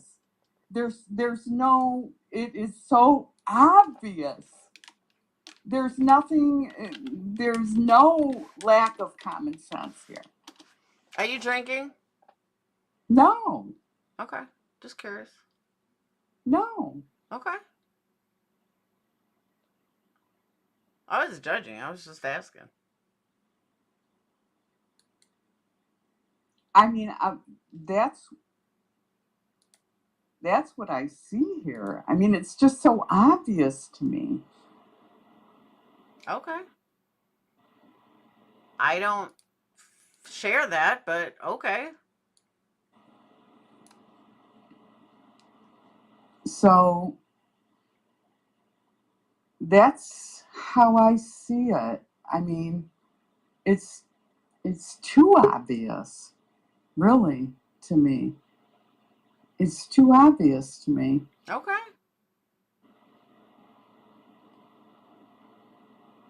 All right. Thank you. You're welcome. Have a good night. For taking my call. Absolutely. All right. I appreciate it. No problem. Have a wonderful All right. night. Thank you for coming in. All right. All right, bye. Thanks. Hey, Janet. Hey, Holly, how are you? Good. How are you? Oh, not too bad. Let's see. I just wanted to. I see a couple people in chat going on about Dylan being aligned with Brian, Really? and I just wanted to share a little story. I posted it in Discord, but a couple weeks ago, like I was here in my bedroom, my cat was next to me, and I hear something from the kitchen, and I didn't know what it was. So my cat looked really concerned. I mean, he just, you know how animals can sense danger. Yeah. And so anyway, I yelled at my son. I thought maybe it was him. He didn't answer back. So I went out there, and there was some guy standing in the back of my house, Oh, hell and he had no. pushed the screen into my kitchen in. It was on the floor, Oh, shit. and he apologized for that. And then he said his car broke down, and he wondered if he could use my phone. I said I don't have one, and he said, well, you know, can I have a drink of water? So I gave him a drink of water. Then he asked if there were any convenience stores around. So I told him where the nearest one was, and I live in the middle of the sticks, so it was pretty far away. But anyway, dude, you and know I how just lucky let you it are go. you're alive? What? You know how lucky you are you're alive? I know. I'm slightly autistic. I'm just really stupid at times. And so my son woke up and I told him about it. He goes, call the sheriff right now. So I did, and it turned out they had been on a manhunt for this guy with dogs out and everything. Are you for And real? yeah, this was Wow. about 2 weeks ago. And I mean, people can just be stupid. You know, I'm here to tell you. And apparently, I don't know if they ever caught him, but there's an RV in my driveway. It's my other son's RV, and the police came out and checked the RV and everything. But, you know, it was a really dangerous situation. And just Zoom went right over my head. Wow. Why'd you tell him you didn't have a phone, though? That could have been a perfect way for him to kill you. Thinking that you couldn't call 911. I'm stupid sometimes. I didn't even think of that, but you're right. But the thing is, I don't have a phone. I only have Skype. What made him not kill you? Like what? I He don't- just left? He just left, yeah. Wow. The police, like, I called them, and so they went to the convenience store that I told them about, and they looked there, and then they came up here, but, you know, I don't know how dangerous he was. His thing was, he didn't strike me as that dangerous, maybe stupid, but he didn't seem like he was, you know, homicidal or anything. Wow. So, I mean, I'm here to tell you, I can understand how Dylan just let it go. Someone was looking out for you, girl. That's all I gotta say. That's why I would never live in the sticks. Oh, hell no. The thing is, this is a really nice, really tiny community. It's like maybe 20, 30 miles to the nearest grocery store. But I hardly see any people I don't know. I love it here. Damn. And did he do this to any of your neighbors? Like, he actually apologized for kicking in your screen, for pulling your screen in? Pushing it in. Yeah, he did. He said, sorry, I just tried to knock on the screen and it fell in. Wow. And it's probably a good thing that it was me that he found rather than my son. My son would have been all over it. Wow. And he just asked you for a drink of water? He asked for a phone, he asked for a drink of water, and he asked where the nearest convenience store was. Did he try to get in your house? No, well, I don't know. See, the thing is that window's kind of narrow. I don't know how he would have been able to fit through it. I mean, possibly. Wow.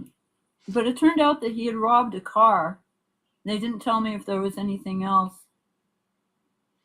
Wow. And the thing is, I can't believe he only just robbed a car and they had dogs out looking for him, because cars go missing from people here all the time and they never get found.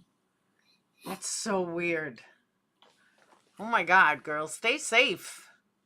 Oh, I will. Anyway, I just wanted to share that. I mean, I can totally understand how that moment of clarity missed Dylan. I don't know. That's crazy though. If someone ever did that to me, I'd fucking be shitting bricks. But that's why I'm not a country person. I'm a city person.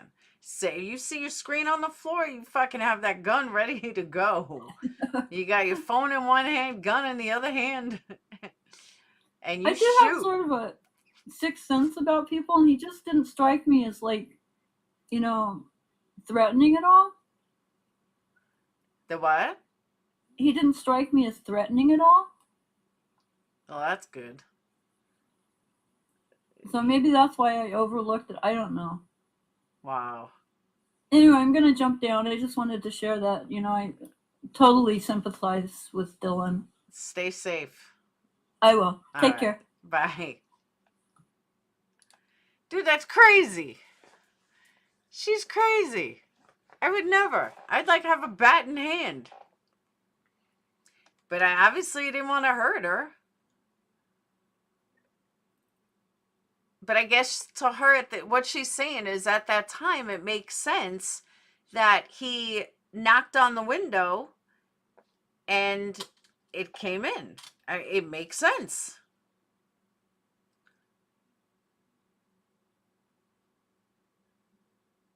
People burglarize cars aren't normally violent, just desperate. I don't know. I mean, honestly, I wouldn't have given my phone either. I'd be like, no, I don't have one until something happened. Then I would have used it. Yeah, knock on a door next time, not on a window. See, but that's why I don't live in the middle of nowhere. That's why I got neighbors. I hope so. Lead with love. And use the SOS button. I agree. But I understand what she's saying though. In those kind of areas, they don't think like that. They just don't. They think differently. I get it. TikTok going around about us Southerners being protected by pit bulls and pew-pews. It's funny. I'll have to check it out. Lock and load, baby.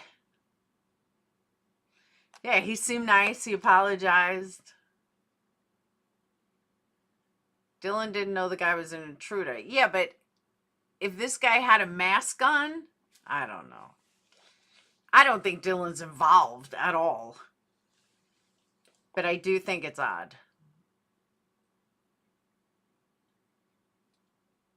Sometimes people open their doors to victims. Yeah, I wouldn't.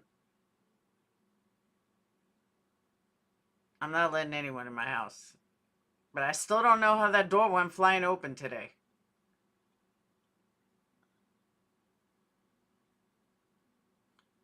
I told the kids, make sure you lock the door when you leave tomorrow.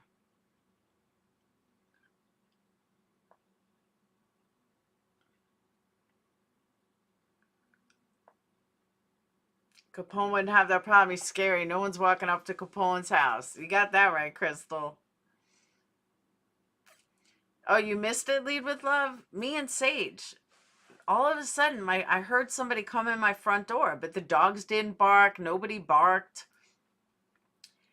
And Sage comes out of her room, and I was like, that's weird. She's like, Mom, why is the door wide open?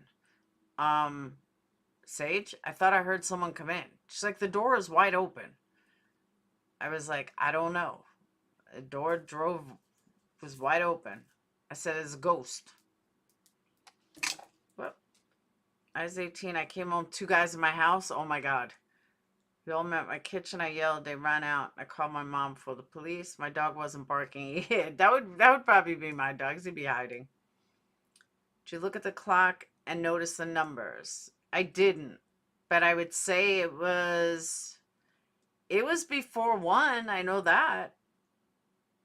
I would say it was right around 12:45, somewhere around there. Yeah, it was between 12:30 and 1. I know that because I left around 1 something. I was afraid to take a shower. I wanted to wait till the boys got home. I went through the whole house. I was like, what if I'm being murdered?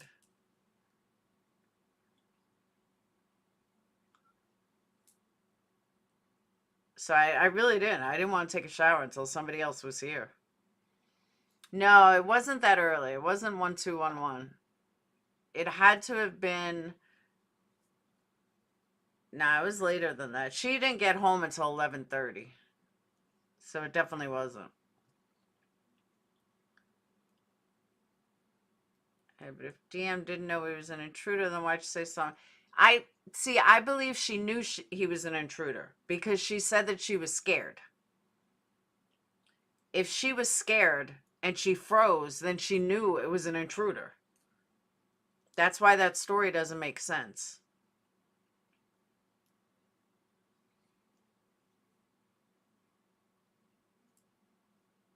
But even like when UPS comes to the door, the dogs go crazy walking up. So that's why I don't think anyone was here. It was either a ghost or there's the wind. Sage just didn't shut the door all the way. I don't know. I don't see how she didn't see the knife. Olivia, it's in the affidavit that she froze. That's why she didn't call 911, because she froze.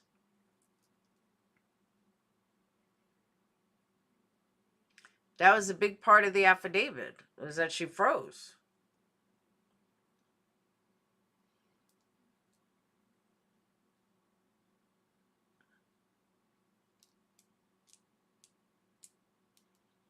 Okay, let me clear this up. If someone freezes to the point they can't move, that means she's scared. Frozen shock phase means scared. It's not rocket science.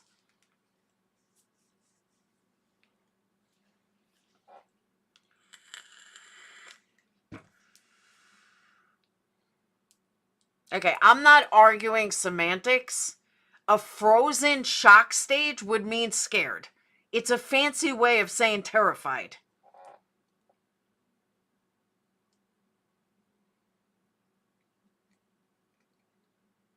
She was scared enough to lock her door and stay in a frozen state. That's scared.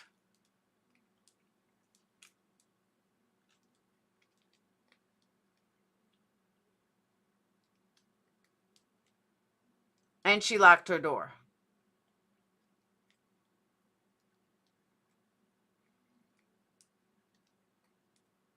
No. Not that we know of. I can't say no for sure, Angela, but...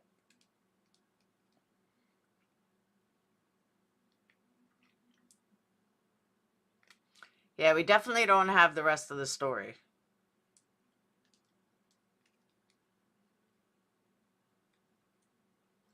I can never imagine being scared of my own home. Oh, I've been scared of my own home. I was scared today. I was totally scared today. I left, I came back, I'm like, I was on a live. I mean, I made it private, but I was on a live. I'm like checking all the rooms, checking all the house.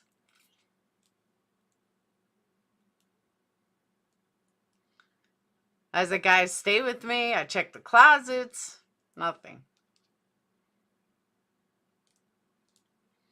I was like, all right, I think I'm safe. Doesn't a freezing and shock imply she was fearful, concerned? Do people usually freeze in shock due to normal events? No. I think they all have windows. After it happened to me, I was afraid to be home for months, felt violated. Nicole, I can understand that. I had a stalker in Vegas and I couldn't be alone. I was scared to ever be alone. It took me a long time to be alone in a house. I would get freaked out. I would always feel like someone was watching me. I mean, it took a long time. When I say a long time, I'm talking like 10 years that I felt I did everything not to be alone in a house. And I didn't like being alone, and my parents thought that I was never going to get over it. Like I couldn't, I don't know. I couldn't be alone at night. I couldn't live alone. I was freaked out for a long time. And that's why I liked having kids. Is once I had even though the kids were useless, the kids were there to help me. You know, at least I wasn't alone. Yeah, I lived in Vegas. At least I wasn't alone. Even though the kids couldn't do anything, it was somebody else in the house. And that's kind of what got me through it.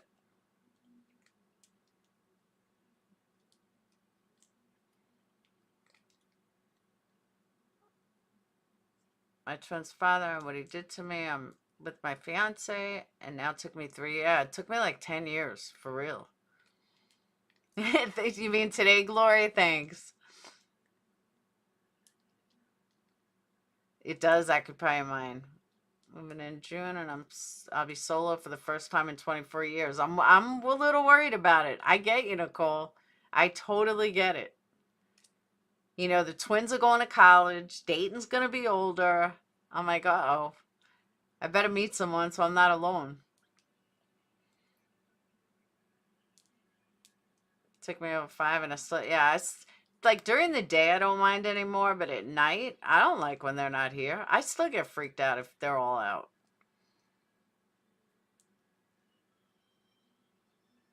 I'm not going to allow Dayton to sleep out at all. Oh, I still got a couple years with Dayton. But it's nerve-wracking. There are times when they're all gone, I'm like, I don't like being alone. I still don't like being alone at night.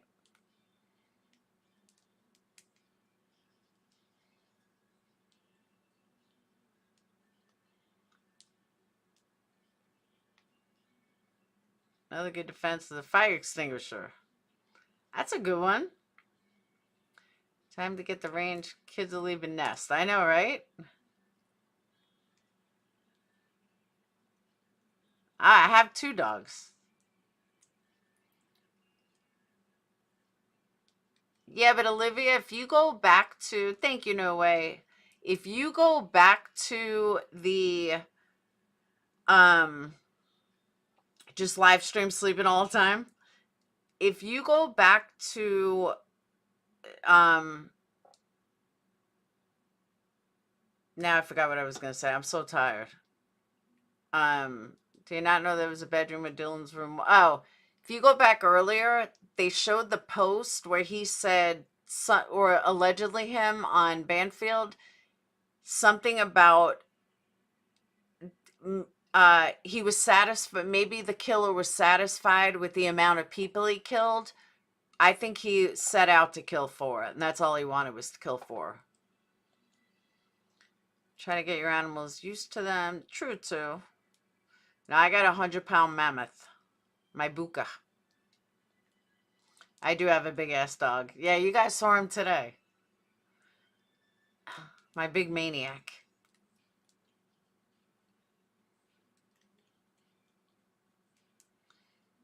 He's a big sugar. He's getting old, though. But that's why I was freaked out today with the door, because well, how the fuck did the door open? He didn't even move. He was sitting right next to me. And he didn't even blink an eye. So that's why I'm like, I don't know why. I don't know. Maybe I thought I was losing my mind. And then the door, and then Sage said the door was open. So I knew I wasn't crazy. I knew I heard it. Big gorgeous Buka. Where is he? I think he's outside.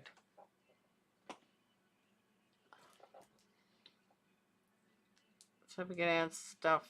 It's going to take a while, especially, yeah. I really don't expect answers in the morning. Buka he's pit bull, he's Newfoundland, he is flat coat retriever. He's a mean dog, though. If he doesn't know you, he's a mean dog. Except my ex, he hated Brad. He was so scared of Brad. I used to tell Brad he doesn't like evil people.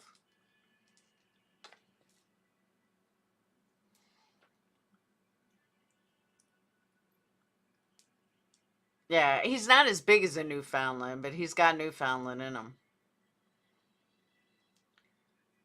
Tomorrow probably, yeah, I don't think tomorrow's going to be anything.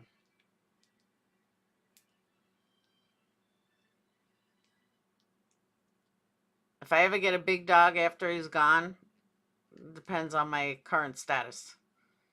If I'm still single, I'm getting a big ass pit bull. I used to tell Brad that. I used to he could sense evil. So I told Dayton that Brad was haunting us. Because me and Sage both feel something by Dayton's room, in Dayton's room. I said, it's got to be your dad. He's the only person that would haunt us.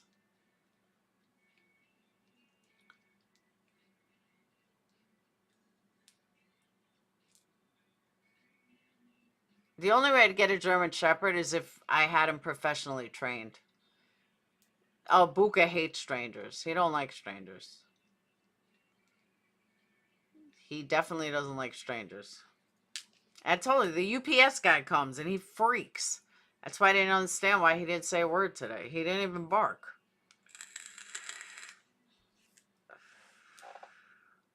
But if someone's even walking up the driveway, he barks. And the fact that the door was wide open and nobody walked out, like neither dog walked out, is weird too. How did neither dog not walk out of the house? They always do. The whole thing today was weird. Chows aren't good with kids. No, I think he's haunting me, Crystal. He would be the person to scare the shit out of me on a daily basis and sit back and laugh. I know, the doors are locked.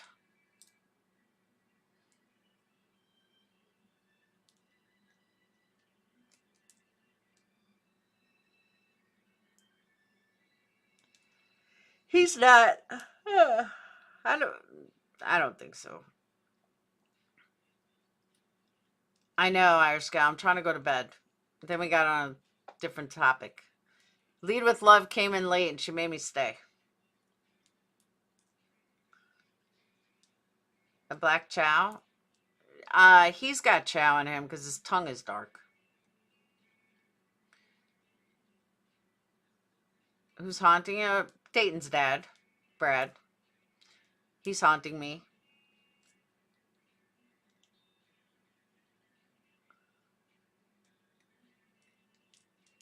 Me and Sage both told Dayton today. We were like, your dad's is living in your room. We could feel him.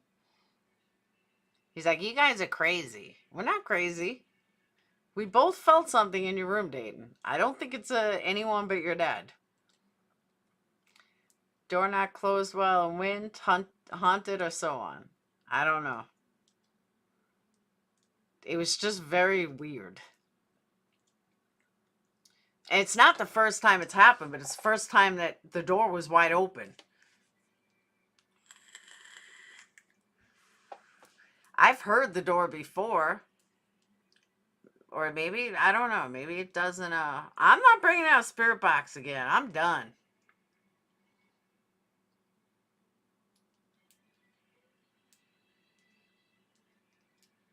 I got German Shepherd trained for myself. Yeah, I would get a German Shepherd if it's trained right.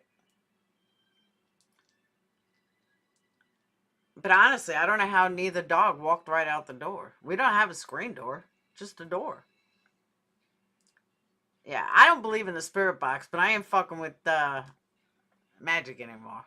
Hell no.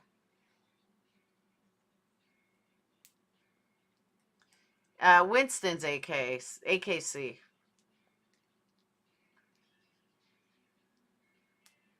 Yeah, Buka's out back now. But I'm saying Buka, that's another thing. Why didn't Buka run out the door? Buka was just laying, I mean, he was in my eyesight. Like, I could see him. He always runs out the door. Why didn't he run out the door? It's so weird.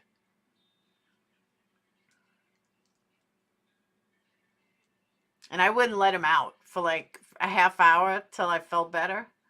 I wouldn't let him out today. We wanted to go out. I said, Buka, you're not going out. Go lay down.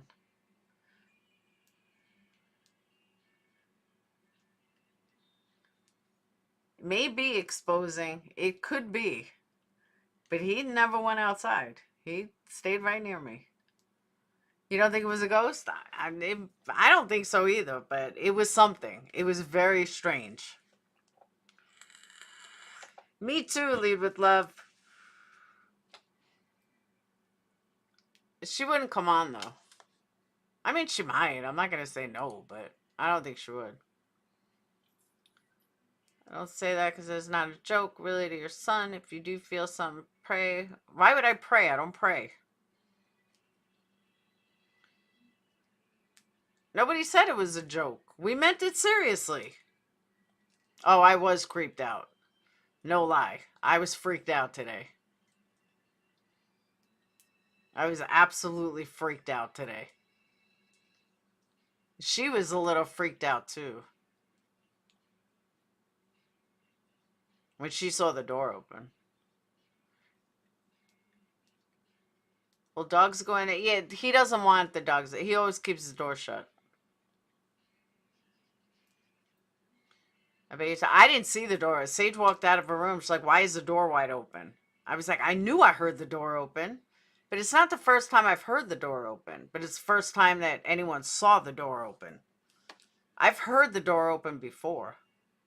That's what I said too, No Way. Ghosts don't open doors.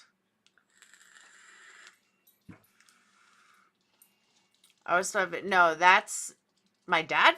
My dad's a butterfly. Some people are butterflies. Dixie Babe, you just gave yourself away though. Now I know who Dixie Babe is. Because she's the only one that ever talked about the butterflies. I think Emily and Laura would have a great back and forth. I lead with love. I agree with you. Ghosts can open doors. Well, they can open doors, allegedly. He's coming in to eat. I wouldn't doubt that either. Dogs don't like ghosts or spirits. I don't know. Neither dog moved. They both just sat there. Like, they never...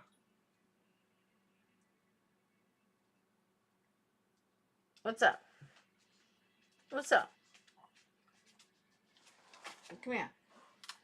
What?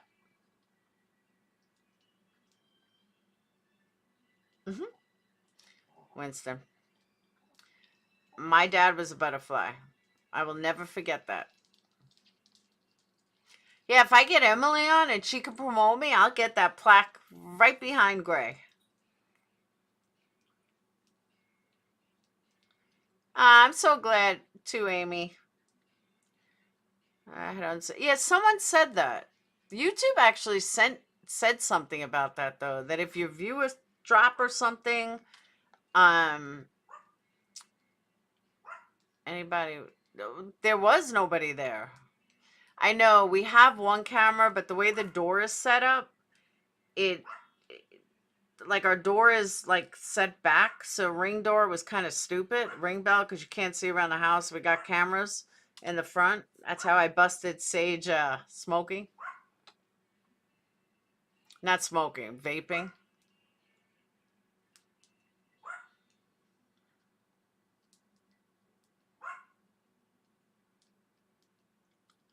Feathers are a sign I get from my love. Now, I had a weird thing with the butterfly when we first moved here. Dog sees spirits. It's a pain in the butt.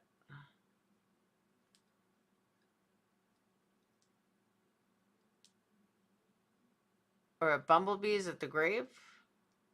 I don't know about that one.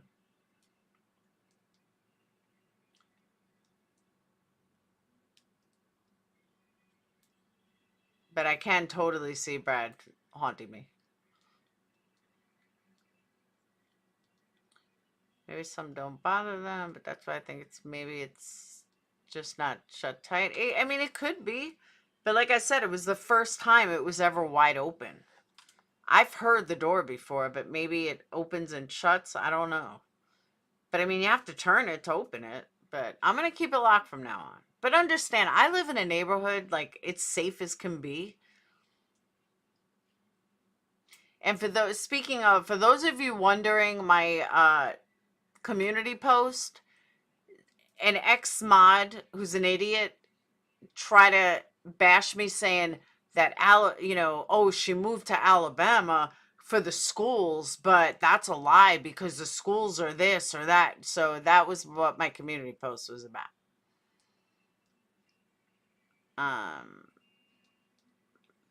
The bird or robin sit on gravestones.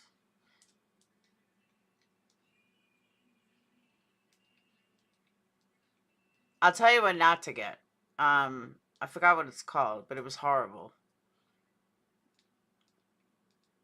If it is Brad that he wants to communicate, Laura, paranormal research is all too real, but YouTubers, it's a different story. I do not believe the paranormal research is on YouTube. I don't either. Trust me, if Brad came back, it's to haunt me. No doubt about that. He's here to make my life miserable in death.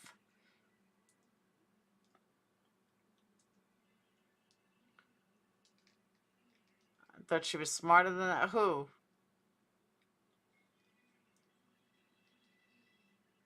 Anyone click StreamYard's link, pinned to chat? No, actually I'm shutting down StreamYard's. It's about to be shut down. I gotta get to bed. I'm tired. Blink, that's the one that sucked. That was it. Blink cameras, I don't like them. I didn't like them. I sent them back.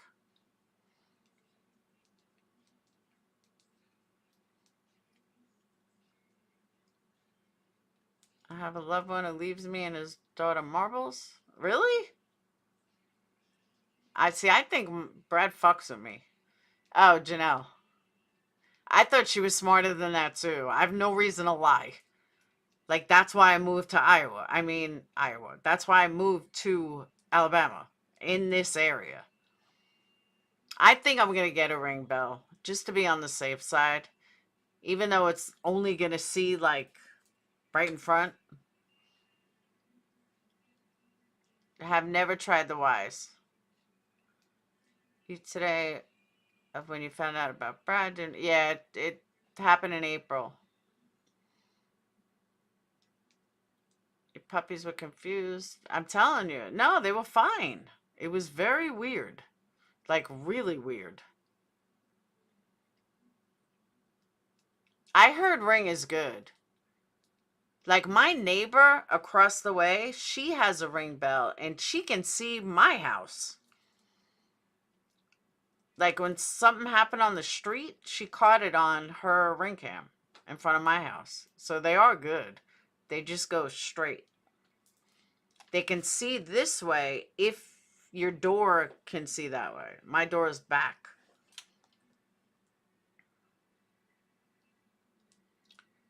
Do it out 3 a.m. air quality. Yeah, it's just my door is pushed back and there's a wall. So you can't really see anything. You could just see right in front. Do your best not to give anything paranormal energy and fear.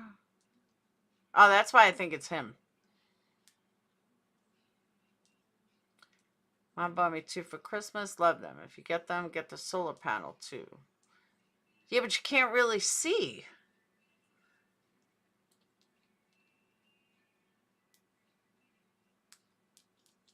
I mean, my problem is, like, when we got the Blink, no, the Blink is horrible. Like, the Blink, the battery goes so quickly, and it would tape something, and then it wouldn't. It was bad. You can get other cameras that sync with the Ring. Yeah, but that's kind of expensive, too. I'm not looking to spend that much. Yeah, we have Alexa. The Alexa's in Dayton's room, though. He uses it. Hey, Mandy. No, we have cameras, but I'm saying I never had a Ring. But the camera, the way my house set up, the door is all the way back. So because it's all the way back, you need cameras. And like, we have cameras by the garage and we have cameras on the other side. No, it's regular batteries, but it's a pain in the ass. It's an absolute pain in the ass. That's the problem. But I am getting off because I am so sleepy. And I still got to wash off my makeup, get undressed, let the dog in. And, oh, that's what you're turning over your legs. I had a feeling that's what you were talking about was food. Attached to the top of the house. Ring has solar panels. You can put a camera in the front of the house, not just doorbell. Someone else said that. Like I was going to hide cameras in the lights when we had an issue last year or 2 years ago. Yeah, you could set them for alerts. But I really think, like, if you go to Ring, I think it is, they have like a website so you can see all your neighbors' Ring cameras. Like maybe it's, I forgot where I saw it, but all your neighbors that have Ring cameras, you can watch all the stuff going on in their neighborhood, like in the neighborhood. It's actually pretty cool. So I happen to, that's why I'm thinking about getting the one. Yeah, with night vision. The cars pass my house so fast I can never get anything. See? What kind of issue? We couldn't do it. There was no, it was not you couldn't see anything.